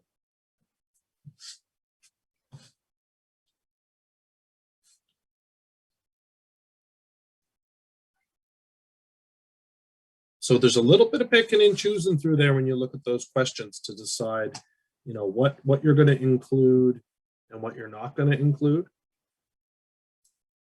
There is a note here. It says, with respect to the first trip, only the cost of meals and lodging that occurred after the acquisition of the new residence would be allowed. The airfare, the cost of car rentals, and the cost of meals and lodging prior to the acquisition of the new residence would not be deductible.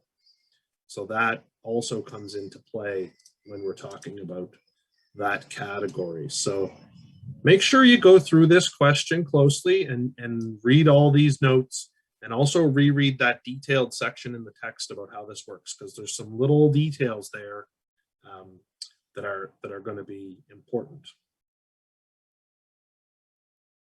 You have to watch those little things, right? Like after the acquisition of the new residence.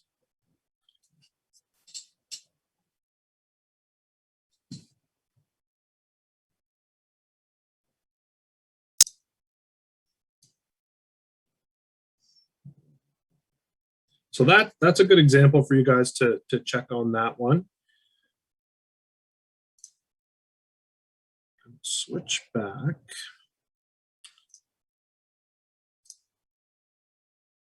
So that's a good one for us to, you know, be able to test you. So you can expect a question on that on assignment number 5, as well as on the final exam.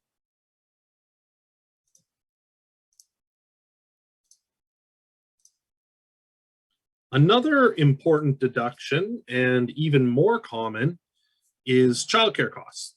So a lot of folks, in order to be able to go to work, they've got to put their kids in childcare. So this is very important. Make sure for yourselves, for your clients, if you are incurring this cost, this isn't a deduction. This is going to reduce your taxable income. So this is a significant cost that you can deduct as an employee, and deductions for an employee are few and far between, but this is a big one. If any of you guys have any kids or have put them in care before, you know these can be significant costs. You know, if I think about clients that I have, you know, it's easy to see them spending 10, 12, even $15,000 a year, right? Depending on how many kids they have, what they've got going on. It can be a big chunk of money. The theory here is that that money is being spent so that you can go to work, right? The kids have to be taken care of so you can leave and go to work. Now, I know a lot of people are now working from home with COVID, and probably a lot of people will continue to work from home, or at least on a hybrid basis. But that should not change this deduction, because they also have to be cared for while you're working. So regardless of where you are, it's the fact that you're working, and so that's why you're getting the child care, and that's why it's a deductible cost.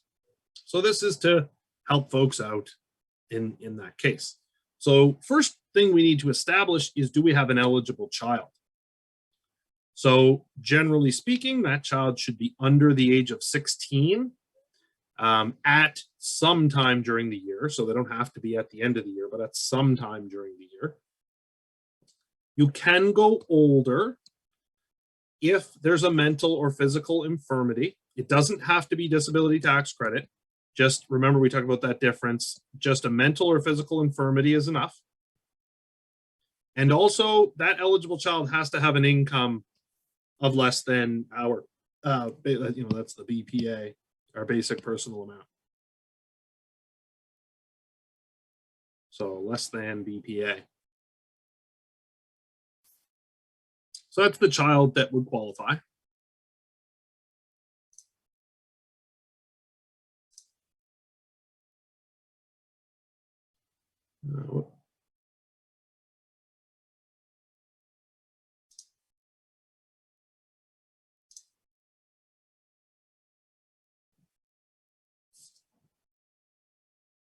Another thing that's important, this can be a significant deduction. So whenever you have a significant deduction, then there's a good chance that CRA could come and poke around and do what we would call an examination, is the word they use. Right? If you have something, a healthy deduction that's going to have a significant impact, let's say, for sake of argument, you know, if you had 12,000 of costs, and if your marginal tax rate is 50%, this is going to decrease your bill by $6,000. That is or create a refund for you of $6,000. That's a significant amount. So this is an area where they could do an examination. An examination means a very targeted look. They'll send you a letter and they'll say, hey, we need you to prove these childcare costs. So these must be supported by receipts. So in other words, if whoever that person is, if it's not, you know, a formal childcare location, like a business, if it's not, you know, a place like that, maybe it's someone coming into your home, you need that person to prepare and give you receipts. You need to know which child was cared for and when they were cared for and how much was paid, because that factors into the deduction. So you need those detailed receipts, and that will make more sense when we look at how the calculation works. Also, generally speaking, there's always exceptions to things, but generally speaking, it's the low income or lower income spouse that makes the claim. That way, you know, it's a little bigger or smaller bang for your buck, because often, you know, you could have one spouse, say one spouse was making 200,000 and one was making 100,000. it's the lower income of the two that gets to make this claim. So it'll be worth a little bit less to them than it was to the other person. So that's just a rule, generally speaking. I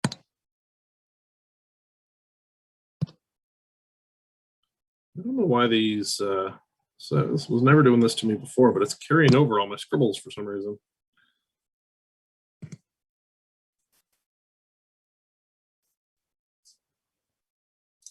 I know, I think I'm using the wrong pen. I think that's why. I need to do it inside the app. Okay, here we go. So there are, first off, limits. So we figured out here who's going to qualify, who's going to get the deduction, all that good stuff. So then we need to do some calculations. So this is one of our least of situations. So as usual, when you get one of those calculations, you need to show me all the things you were choosing between. So it's going to be the least of, number one, an annual limit. That annual limit will depend upon the infirmity, if there is, of the person or their age. So if they have a disability tax credit, I know on the previous slide we said don't worry about disability tax credit, but there is more if they do. So one, if they have disability tax credit, the annual limit's 11,000. If the child is under 7, it's 8,000. If the child is between 7 and 16, excuse me, it's 5,000. Or if the child's over 16, but they do have a disability of some sort, then they can also still qualify for the 5,000. Infirmity. I don't know if this slide's very clear here.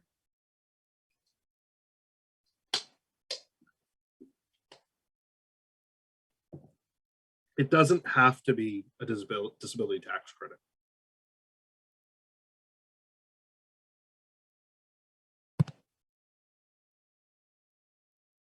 So that's the first one. Least of, number one. Least of, number two, is a periodic limit. So it matters how many weeks the child was in care. So one, we need to know the age and disability status. And two, we need to know how long the care existed. Sorry, I had a drink of water there, my throat's raspy. So that limit is 1/40th of the annual limit. So it's 3 different limits depending on the previous slide. So you can divide those numbers by 40 and you'll get these 3 limits per week. So in other words, if the kid was only in childcare for 1 week, you don't get to claim a limit of 11,000. You're going to be limited to 275. Or if the child was between 7 and 16, your normal limit would be 5,000. But if they're only in there for 1 week, you're going to be limited to 125 per week. Or number 3, sorry, is right here. 2/3 of your earned income for childcare costs. What is earned income? So that's the next question. So earned income is not a topic we've talked about before. Earned income. So earned income means, well, we've talked about, I guess when we talked about property income, we talked about, how is it? Well, there's little effort to get it. You derive the income purely from ownership, right? You didn't work for it. So in this case, we're talking in a similar way. So employment is income that you've earned. Business, the stuff we put on a T2125, that's earned, you worked for it. Scholarships, research grants, also considered a part of your earned income. What would not be a part of your earned income would be dividends from shares. So this is an important little wrinkle about this. If you're a business owner, if you're an incorporated business owner, and you're paying yourself with dividends only, you can potentially put yourself in a position where you cannot claim this deduction. So it's very important from a tax planning perspective to make sure you have earned income in the lowest spouse. The lowest income earning spouse should have at least as much earned income as this child care deduction would be calculated for. You'd want to have at least that. I've seen situations with spouses where one's income is derived fully from dividends, unearned income, and then the other spouse is fully from earned income. But unfortunately, the lower income spouse is the one with the dividend income. So therefore, they lose this entire deduction. That's a situation you don't want to have happen. You want to do some tax planning around that so that you don't lose this, what can be a very fruitful deduction. There are some exceptions. The higher income spouse can make the claim if the low income spouse is in prison.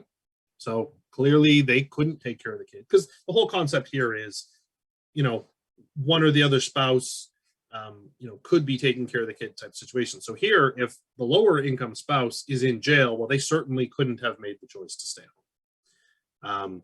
We look at it as that person is the person making the decision, I guess. But if that person's in jail, if they're in prison, well, there's only the higher income spouse left. They can make the claim. If the lower is in full or part-time attendance in school, if they are sick or disabled for more than 2 weeks, if we have a specific medical certificate that says that they just are unable to care for the children, then the higher income spouse can make the claim. Or if the spouses have been separated for more than 90 days, like a true separation. So those are a few exceptions that do exist, but generally speaking, we're talking about the lower income spouse making this claim.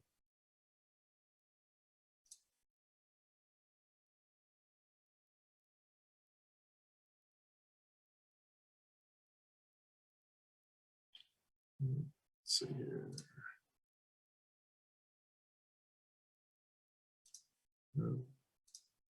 The rest, there's a whole bunch more slides here. Talking about other, again, you can kind of roll through them pretty quickly. A lot of these are just saying, hey, here's another thing you deduct. So like child support's an interesting one. So child support is, this is saying its status here. So it's actually not deductible by the payer. So if you're separated or divorced or whatever, and you're paying child support to your former spouse, that is not deductible. And likewise, the person receiving it does not have to pay tax on it. So you can just think of it as like, you know, if I buy some stuff for my kids, I don't get to deduct that. So why would that ever change? This money is meant for the child. Oops. Now, spousal support, this is going to the spouse. In that case, because the spouse has discretionary use of the money, if there's a formal legal agreement that they have to pay this, so this would usually, you know, there's been a separation, a divorce or whatever, and there's a formal legal agreement that this person has to make this spousal support payment. So this isn't stuff that you just chose to send some money. This is a formal legal agreement that you have to pay, or you've been ordered to pay, or whatever it might be. That spousal is taxable and it is deductible. So deductible by the payer, taxable to the recipient. It becomes their income. It's like you're moving some of your income to them. So that's treated completely opposite to a child support situation. So that's an interesting one. I did skip over pension splitting. Again, we're not going to get into a detailed, like tax software. You know, that what we looked at there, profile, it will optimize this for you. It does like a million little calculations to try what's the best way to do it or the best claim. But basically what this is a pensioner can reallocate and split up to 50% of their pension income under qualifying pensions over to their spouse. So in other words, if you maybe had one spouse without any retirement income and the other spouse had retirement income, they could shift half of the qualifying income over to their other spouse. So you would use software to optimize what the best amount to move. You don't have to move 50%, but that's the most you could move. And this is just trying to, you know, reduce that burden on retirees and pensioners who would have lower income. That's just another interesting one. You guys aren't going to get big, complicated questions about this stuff. It's just some more items that might just be added or subtracted. So really, this chapter 9 is a big catch-all that mentions a whole bunch of you know, individual items. You won't have a big standalone question about child support, but you might have a taxpayer when you're adding up their income. It says, hey, and they received spousal support, and you would need to know that that should be added into the income. That is taxable or it isn't. So really, for the most part, chapter 9 is maybe a few little wrinkles on some other question, or if you're getting into some real number crunching, it's your childcare costs or your moving expenses. Those are a couple that could have like what I'll call a standalone question just on that topic. Question there in the chat. Are these, Aruni says, are these deductibles caused to increase the tax refund or just make tax payable up to 0? So deductions will reduce income. To be clear, I should say taxable income. So they'll reduce your taxable income. I mean, they'll also likely reduce your net income for tax, but we're thinking in the terms of this question. It's going to reduce your taxable income. So therefore, reduce the tax payable.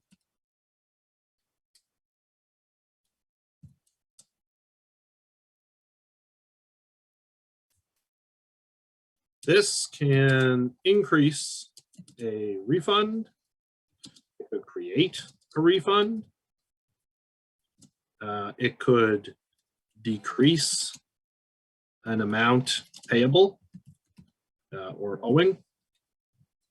So it can kind of do all of the above.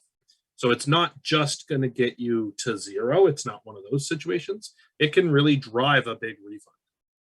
So in other words, that's usually because you've already paid tax. You've had tax withheld at source related to this income. So for instance, if you had an employee, they're going to have tax taken off at source automatically.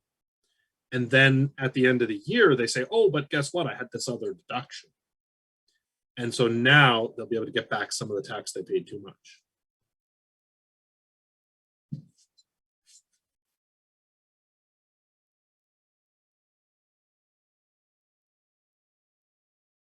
Now it can, to be fully clear, I mean, though it can only bring your income to 0.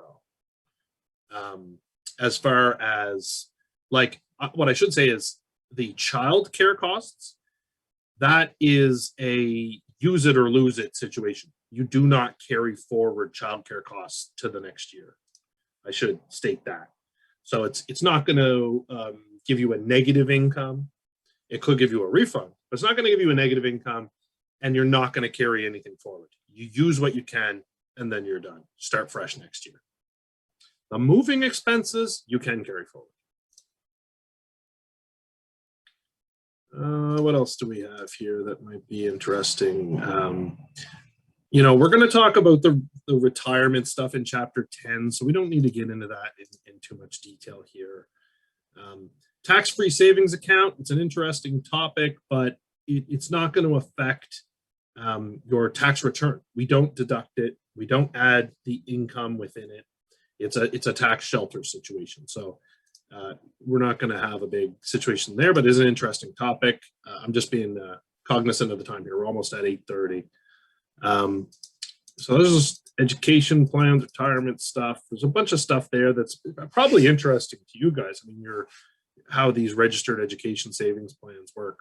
I'm not going to give you questions on that on the exam, but there's lots of good information there if you want to read up on it, if that stuff's interesting to you as well. But these items are not going to affect our calculations. They're not going to be taxable. So we don't have to worry about that kind of stuff.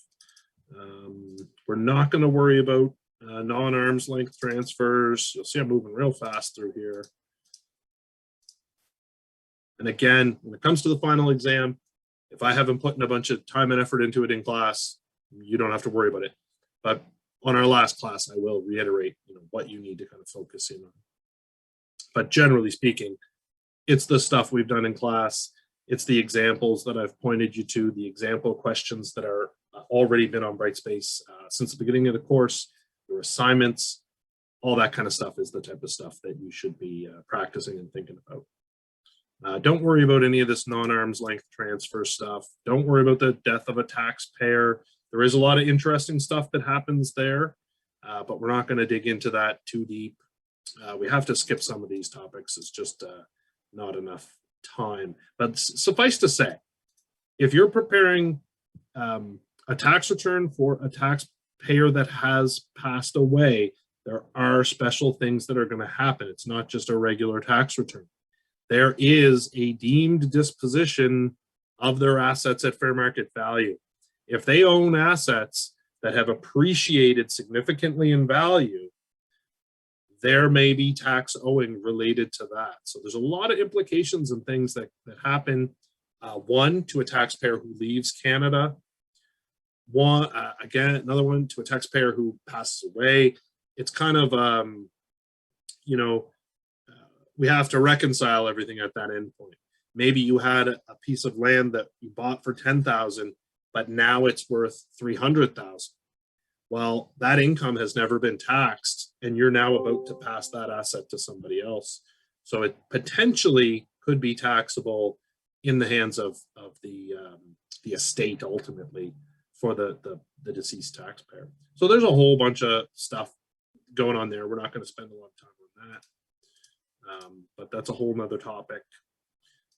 Income attribution, that's about when your income gets transferred over to, if you try to pass off income into a kid's name, somebody under 18 who's not an adult, it can attribute back to you. There's a bunch of rules about that. So you can't kind of, duck and hide the income with minors. I think we'll get into more of that in tax 2. So we'll kind of leave that alone here. We'll get into income splitting and a lot of these kind of topics more so in tax 2. So we're just going to kind of shoot across this here and not worry too much about that here for chapter 9. And that is it. You see how fast I moved through those last 50 slides? Yeah, so those last 50 or whatever it was, last 30 or 40, whatever it was, you're not going to need to worry too much about those. Lots of interesting topics in there, but we're getting close to the end here, so I don't want to add too much more onto your plate. And I also want to deal with the stuff you're going to see right out of the gate, so you're prepared for that. Some of those other things are a little more specialty. We will deal with some of it in tax 2, and we'll certainly get into all the retirement stuff, the RRSPs and all that stuff. We're going to get into that in detail in chapter 10, the last chapter. So that'll be in Thursday's lecture. That will be available as a pre-recorded lecture. So I will post that up for you guys so you can get into that. And if there's anything else I can think of that's going to help you guys here leading into the final assignment, I'll post that up for you. And as always, if you guys have any questions, anything I can do to help, please reach out. I'm happy to help in any way that you guys need. And I think that is it for today. Yes. So I'm going to do this for you. Patrick's question, can you post the pre-recorded lecture early? I'm going to say, yes, I will post it right now. So I'm going to do that right now before I call it a day here for the workday. So I'll post it like I've been doing it. I'll just post it as a link in the news section of Brightspace. So you should see that here in the next 5 minutes or so. I'll just go hunt it down and post it. So that will be related to chapter 10. All right, folks, that is it for tonight. Have a great night.